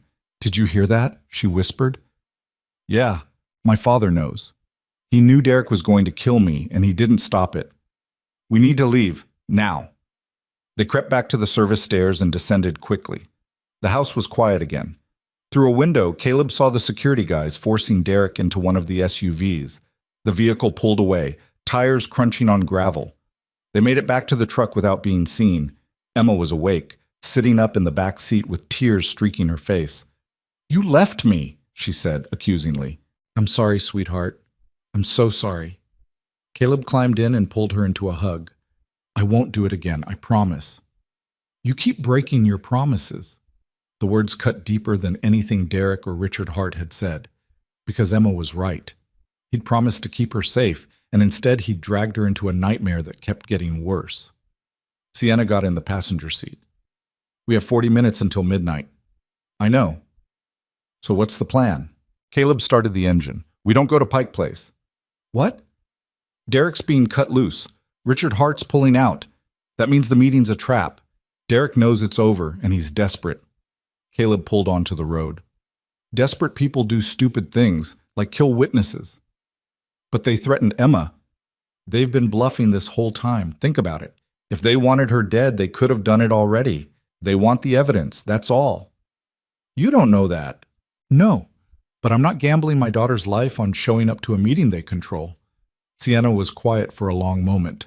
Then, "So what do we do?" "We go to ground. Hide until morning, then meet Marcus at Powell's like we planned. Once he verifies the evidence, we take it straight to the FBI. Derek will come looking for us. Let him. We'll be gone." Caleb drove south, away from the city, into the industrial outskirts where warehouses and rail yards stretched for miles. He found an abandoned lot behind a shuttered factory and pulled in. The truck's headlights illuminated rusted machinery and broken windows. "We sleep here," he said. "Shifts. One person always awake." "This is crazy," Sienna said. "I know. We should just go to the police. Your father's head of security plays golf with Derek's father. The police investigating your fraud case are probably on someone's payroll. We don't know who to trust." Caleb killed the engine. "So we trust nobody except Marcus. That's the play." Emma was crying again in the back seat. Caleb unbuckled his seatbelt and climbed back to hold her. She wrapped her arms around his neck and sobbed into his shoulder. "I want to go home," she whispered. "I know, baby. Soon. I promise." Another broken promise. But what else could he say? Sienna's phone buzzed. She looked at the screen and her face went pale. "They know we're not coming," she said. The message was short. Wrong choice. Then another photo loaded. This one showed the garage. Caleb's garage. And it was on fire. Flames poured from the windows, smoke billowing into the night sky. Fire trucks surrounded the building, hoses spraying water that turned to steam. Everything Caleb owned, everything he'd built, burning. "No," he said. "No, no, no." He fumbled for his phone and dialed the fire department. The operator confirmed what the photo showed. "Fire reported at Ryder's Auto Repair 30 minutes ago. Building was a total loss. No injuries reported." Caleb ended the call and just sat there, numb. Gone. All of it. The tools he'd collected over 5 years. The apartment where Emma had taken her first steps after Jessica died. The memories trapped in those walls. Derek had taken everything. "I'm sorry," Sienna said quietly. "This is my fault. It's Derek's fault. I brought this to you. I should have stayed away, should have handled it myself." Caleb looked at her, really looked at her. She was crying too, tears streaming down her face, guilt and fear and exhaustion all mixed together. "You didn't burn my garage," he said. "Derek did, and he's going to pay for it." "How?" "Good question." Caleb had no money, no home, no plan beyond surviving until morning. But something had crystallized inside him during the past few hours. Something hard and cold and absolutely certain. Derek Vaughn had threatened his daughter, had destroyed his life, had hurt Sienna and manipulated everyone around him. And Caleb was done running. "Tomorrow morning we meet Marcus," he said. "We give him everything. Then we go to the FBI, the media, whoever will listen. We burn Derek's life to the ground the same way he burned mine. And if he finds us first?" Caleb met her eyes. "Then he finds out what happens when you threaten someone's kid." They sat in the truck for the rest of the night, taking shifts like Caleb had suggested. He took first watch, while Sienna and Emma slept. The abandoned lot was silent except for the wind and the occasional rumble of a freight train in the distance. Around 4 in the morning, Caleb's phone buzzed. Text from an unknown number. "You can't hide forever." He didn't respond, just added the number to the growing list of evidence against Derek. Dawn came slowly, gray and cold. Emma woke first, disoriented and scared, until she remembered where they were. Caleb gave her the last granola bar from his emergency supplies, and watched her eat it in small, careful bites. Sienna woke next. Her hair was a mess, her expensive clothes wrinkled and dirty. She looked nothing like the polished influencer from Instagram. She looked human. "What time is it?" she asked. 6:30? "When do we meet Marcus?" 10. "We've got time." "Time to do what?" Caleb didn't answer. He was staring at his phone, at the photo of his burning garage, at everything Derek had taken from him. Then he looked at Emma, at Sienna, at the two people he was responsible for keeping safe, and he made a decision. "Change of plans," he said. "What?" "We're not waiting until 10. We're going after Derek now." Sienna's eyes went wide. "Are you insane?" "Probably, but he doesn't know we have copies of the evidence. He thinks we're scared and running, which means, for the next few hours, we have the advantage." "What advantage?" "He has money, security, resources. We have nothing. We have the truth, and we know where he'll be." "Where?" Caleb pulled up Derek's social media on his phone. The most recent post was from last night, a photo at an expensive restaurant downtown, tagged with the location. The comments were full of people praising him, congratulating him on some business deal. The date stamp on the post was 30 minutes before the meeting at Pike Place Market was supposed to happen. Derek hadn't even bothered to show up. "He's staying at the Fairmont," Caleb said. "Presidential suite. Posted about it 2 days ago." So? "So we go there. We confront him.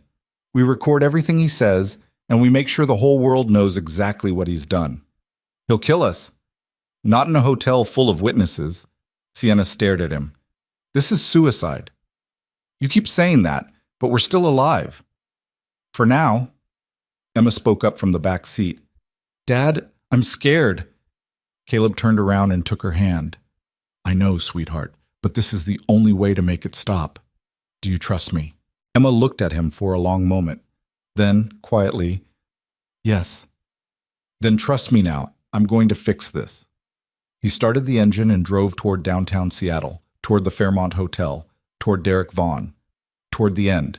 The Fairmont Hotel rose above downtown Seattle like a monument to wealth and power. Caleb parked the truck 3 blocks away in a public lot where it wouldn't draw attention. The morning was cold and gray, the kind of Seattle weather that settled into your bones and stayed there. Emma sat quietly in the back seat, hugging Mr. Rabbit. She hadn't spoken much since they'd left the abandoned lot. Caleb hated seeing that look in her eyes, the one that said she'd grown up too much in the past 48 hours. "I need you to stay in the truck," he told her. "No." "Emma, every time you leave me alone, something bad happens." Her voice was small but firm. "I'm coming with you." Caleb looked at Sienna for help. She just shrugged. "She has a point."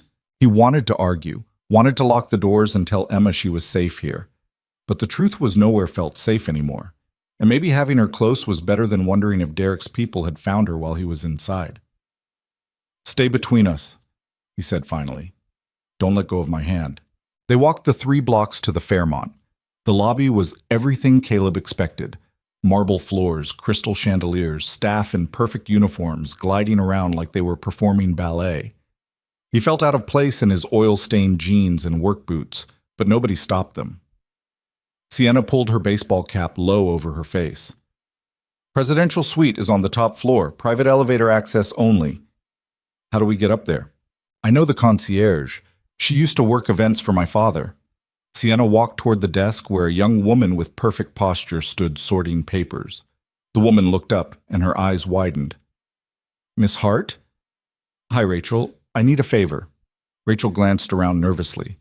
"Your father's people were here yesterday asking about you. They said if you showed up, I should call security immediately." "I know, but I'm not asking you to help me as Richard Hart's daughter. I'm asking as someone who's in trouble and running out of options." Rachel hesitated, clearly torn between protocol and compassion. "What do you need?" "Access to the presidential suite." "That's occupied. Derek Vaughn checked in 2 days ago." "I know. That's why I need to get up there." Rachel's expression shifted from nervous to concerned. "Miss Hart, I can't." Sienna pulled out her phone and showed Rachel something on the screen. Caleb couldn't see what it was, but Rachel's face went pale. "That's the evidence Derek's been trying to destroy," Sienna said quietly. Financial records proving he stole $20 million and framed me for it. If I don't get into that suite and confront him on camera, he walks away clean and I end up in prison. Rachel stared at the phone for a long moment. Then she reached under the desk and pulled out a key card. This gives you elevator access. You have 10 minutes before I have to report this. Thank you. Don't thank me yet.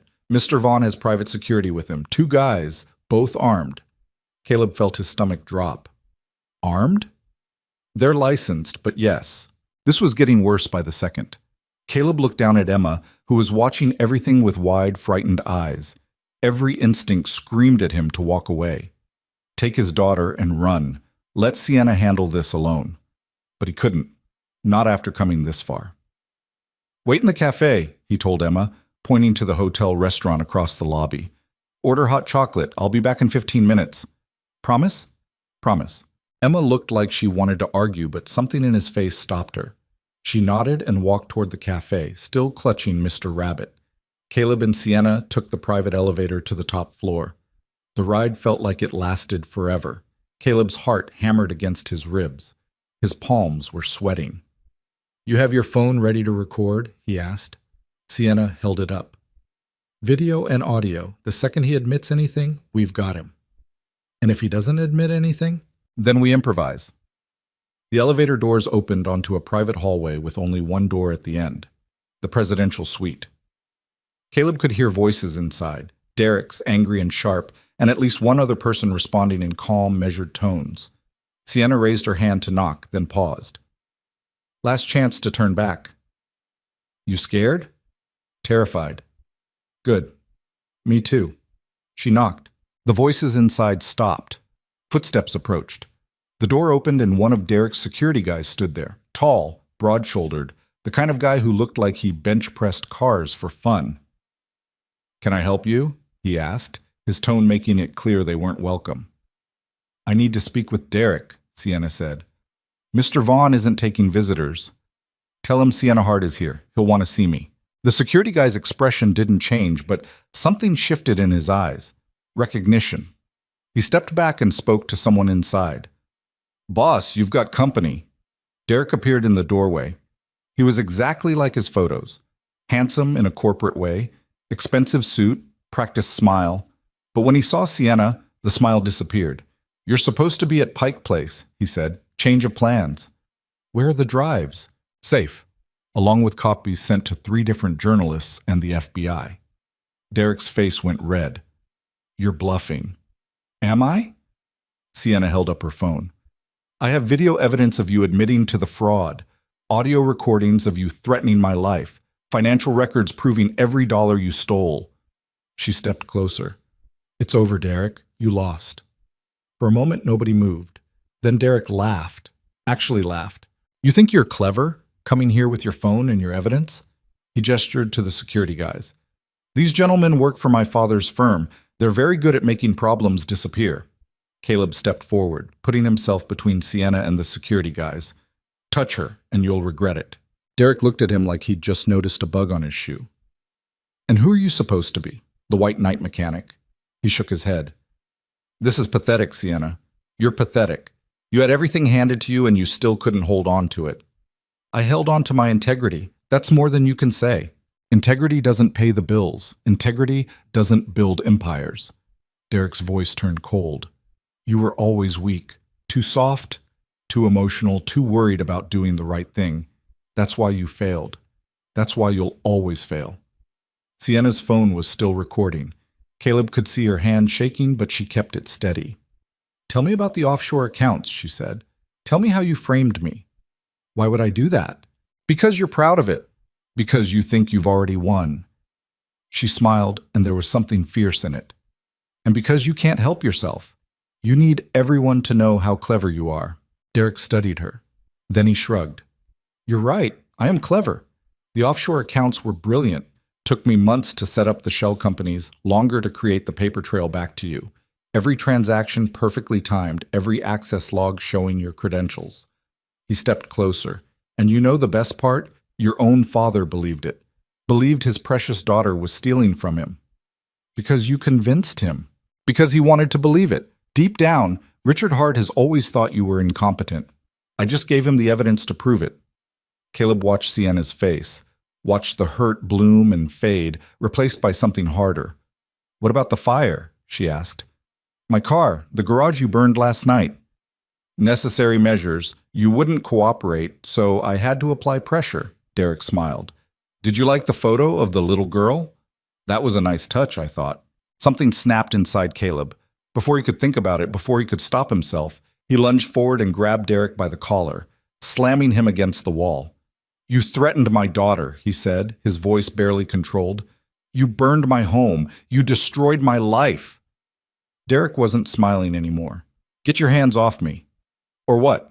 The security guys moved toward them, but Sienna stepped between them, phone still recording. Touch him, and this video goes live immediately. Every news outlet, every social media platform, every federal agency, you'll be famous by noon. The security guys stopped. Derek shoved Caleb away. You think this changes anything? So what if you have a recording? My lawyers will bury it in litigation for years. By the time it sees a courtroom, nobody will care. Maybe, Sienna said, but they'll care about this. She pulled out one of the USB drives and held it up. Complete financial records, every transaction, every account, every illegal deal your father's firm has made. 20 million in fraud, money laundering across 3 countries, tax evasion, bribery. She smiled. The FBI takes that very seriously. Derek's face went white. Where did you get that? From your own servers. You taught me how to access them, remember? When we were partners. When I trusted you. You're lying. Am I? Caleb saw it then, the moment Derek realized he'd been outplayed. The confidence drained from his face, replaced by something close to panic. Give me the drive, Derek said. No.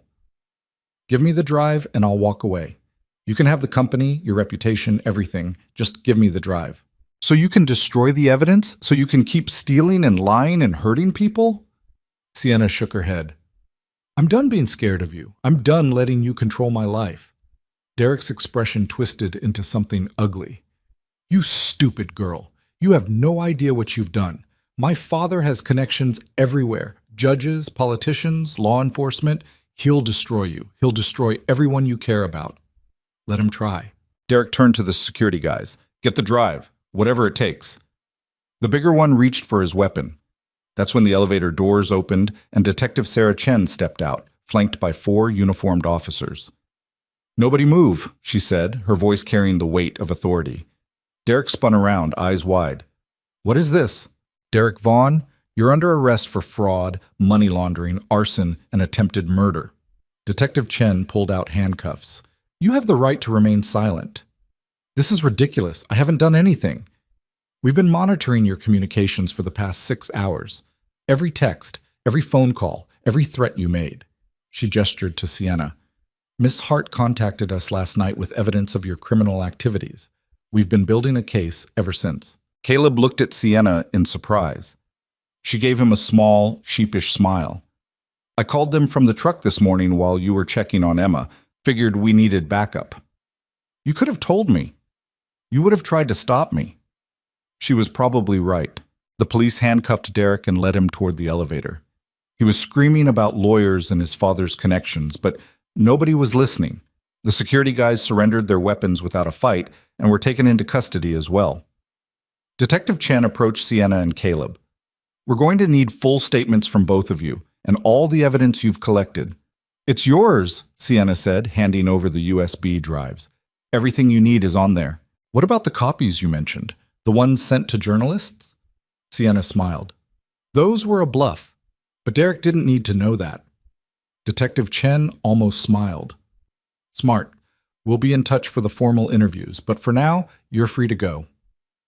They took the elevator back down to the lobby. Caleb's legs felt weak, his hands still shaking from the adrenaline. It was over. Actually over. Emma was waiting in the cafe, sitting at a table with an untouched hot chocolate in front of her. When she saw Caleb, she jumped up and ran to him. He caught her and held her tight, breathing in the smell of her shampoo, feeling her small arms wrapped around his neck. You came back, she whispered. I promised, didn't I? You kept it this time. Yeah, I did. Sienna watched them, something soft and sad in her expression. Caleb set Emma down and turned to her.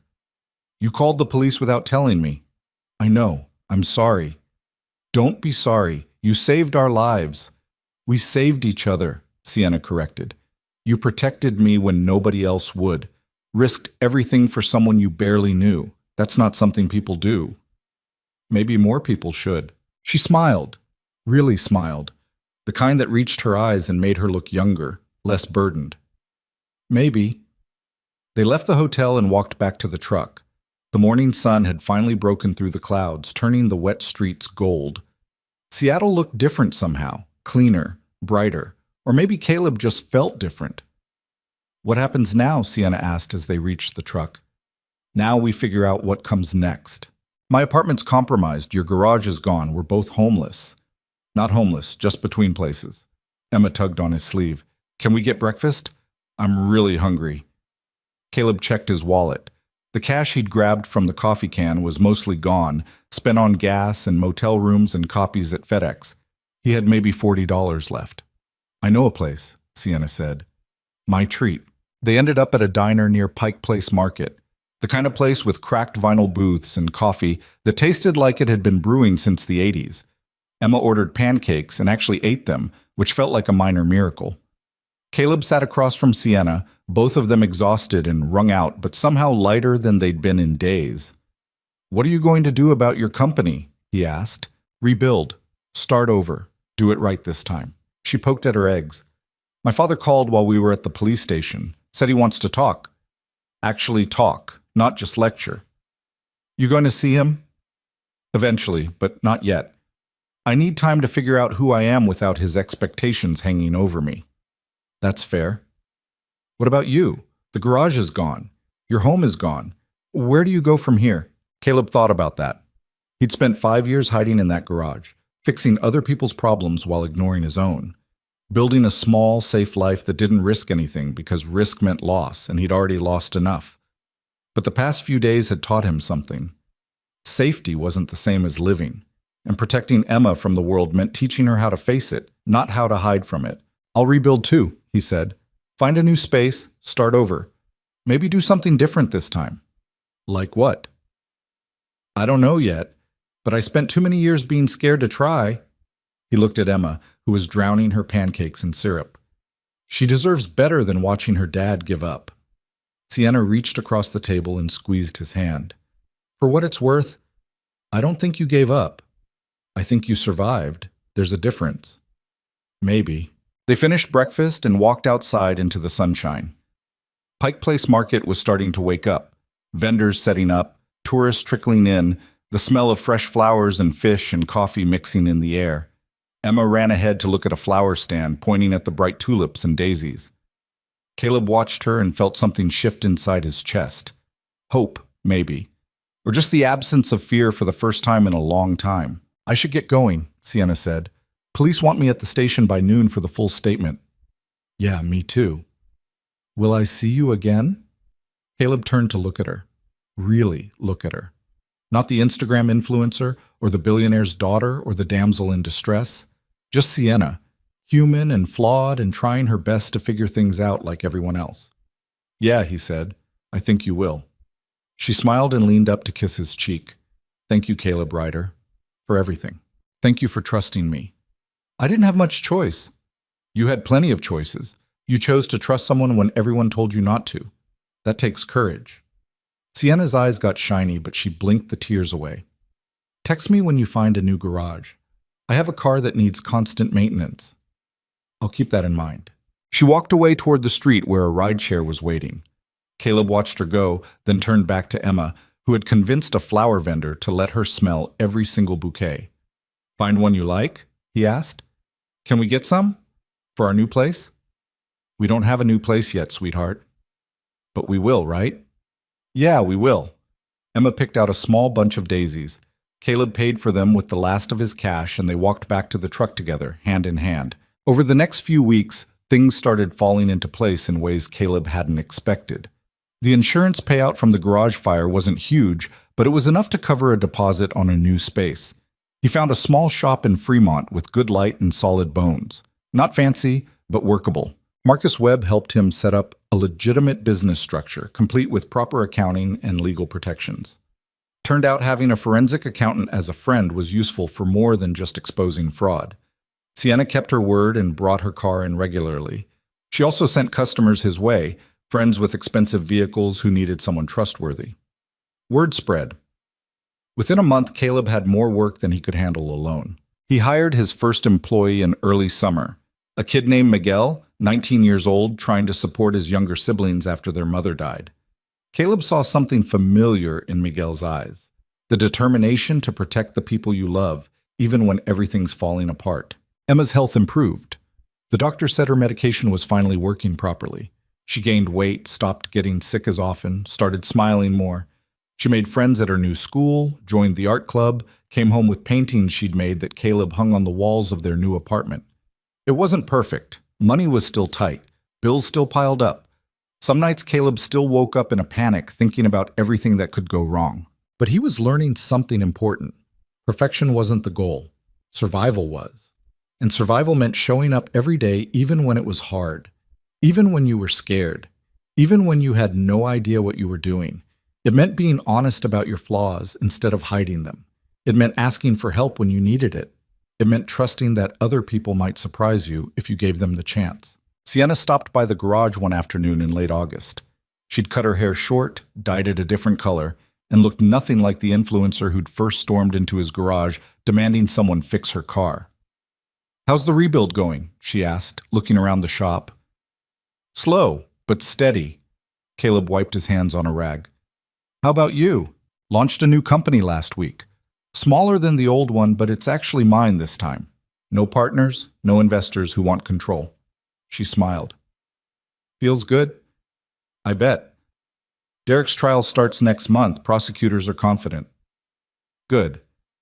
They stood there in comfortable silence for a moment.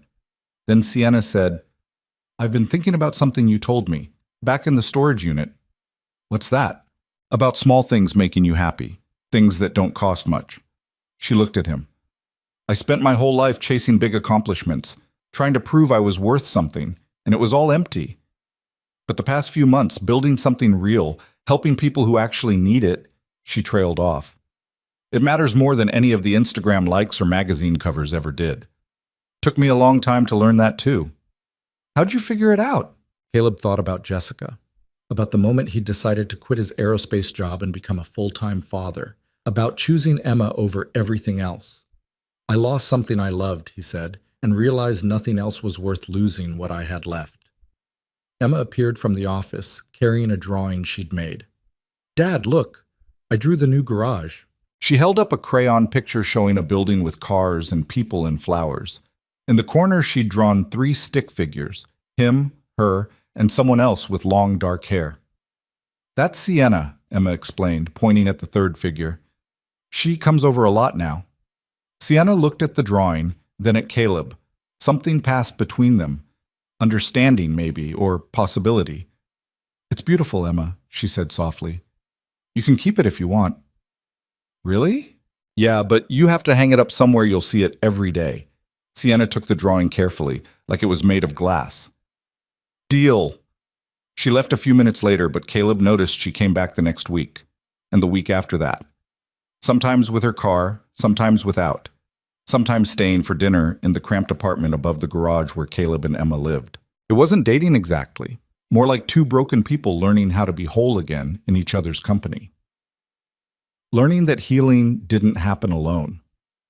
One night in October, after Emma had gone to bed, Caleb and Sienna sat on the garage roof watching the city lights spread out below them.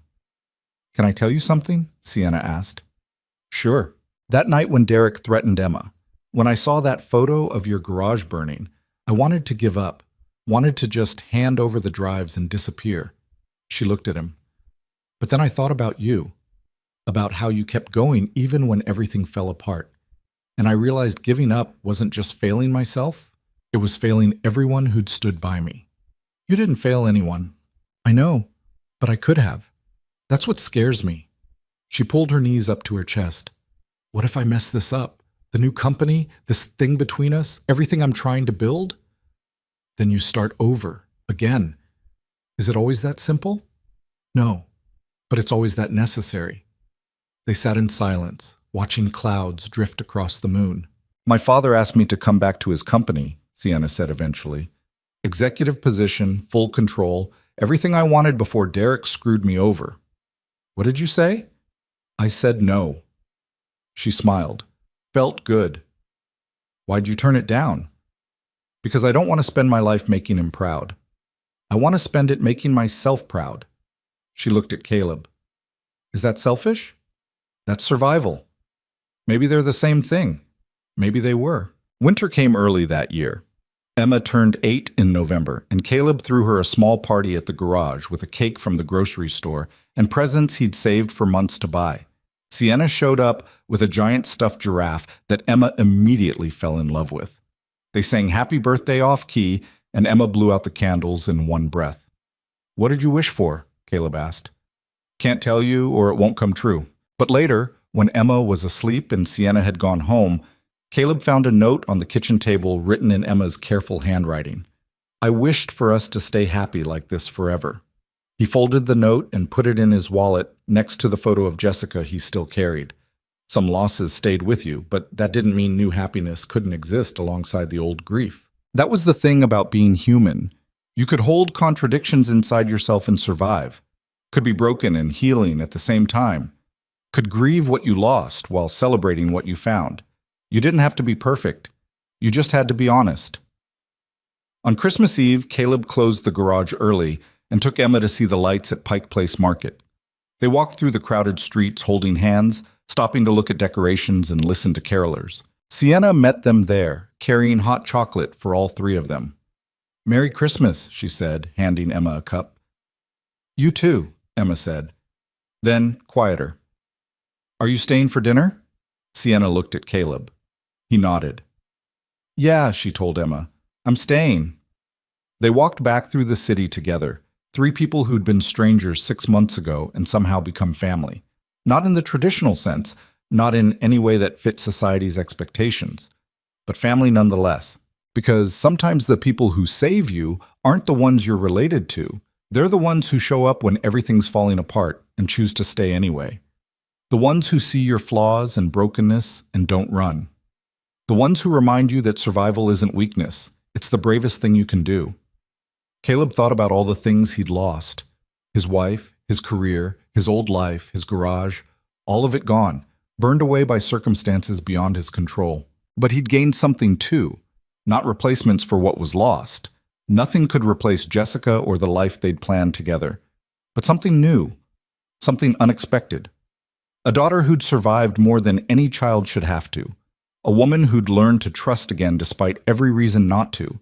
A garage full of second chances. A life built not on perfection, but on showing up every day and doing the best he could with what he had. It wasn't the future Caleb Ryder had imagined when he was designing navigation systems for satellites and believing he'd change the world through engineering. It was better, because he'd learned something those bright, ambitious years never taught him, that the most important repairs weren't the ones you made to machines. They were the ones you made to people, including yourself. And sometimes when you fixed what was broken instead of throwing it away, you ended up with something stronger than what you started with. That night, after dinner and presents, and Emma had fallen asleep clutching her new stuffed giraffe, Caleb stood in the garage looking at the photo Emma had drawn. The three stick figures standing together in front of a building that represented home. Not perfect, but real.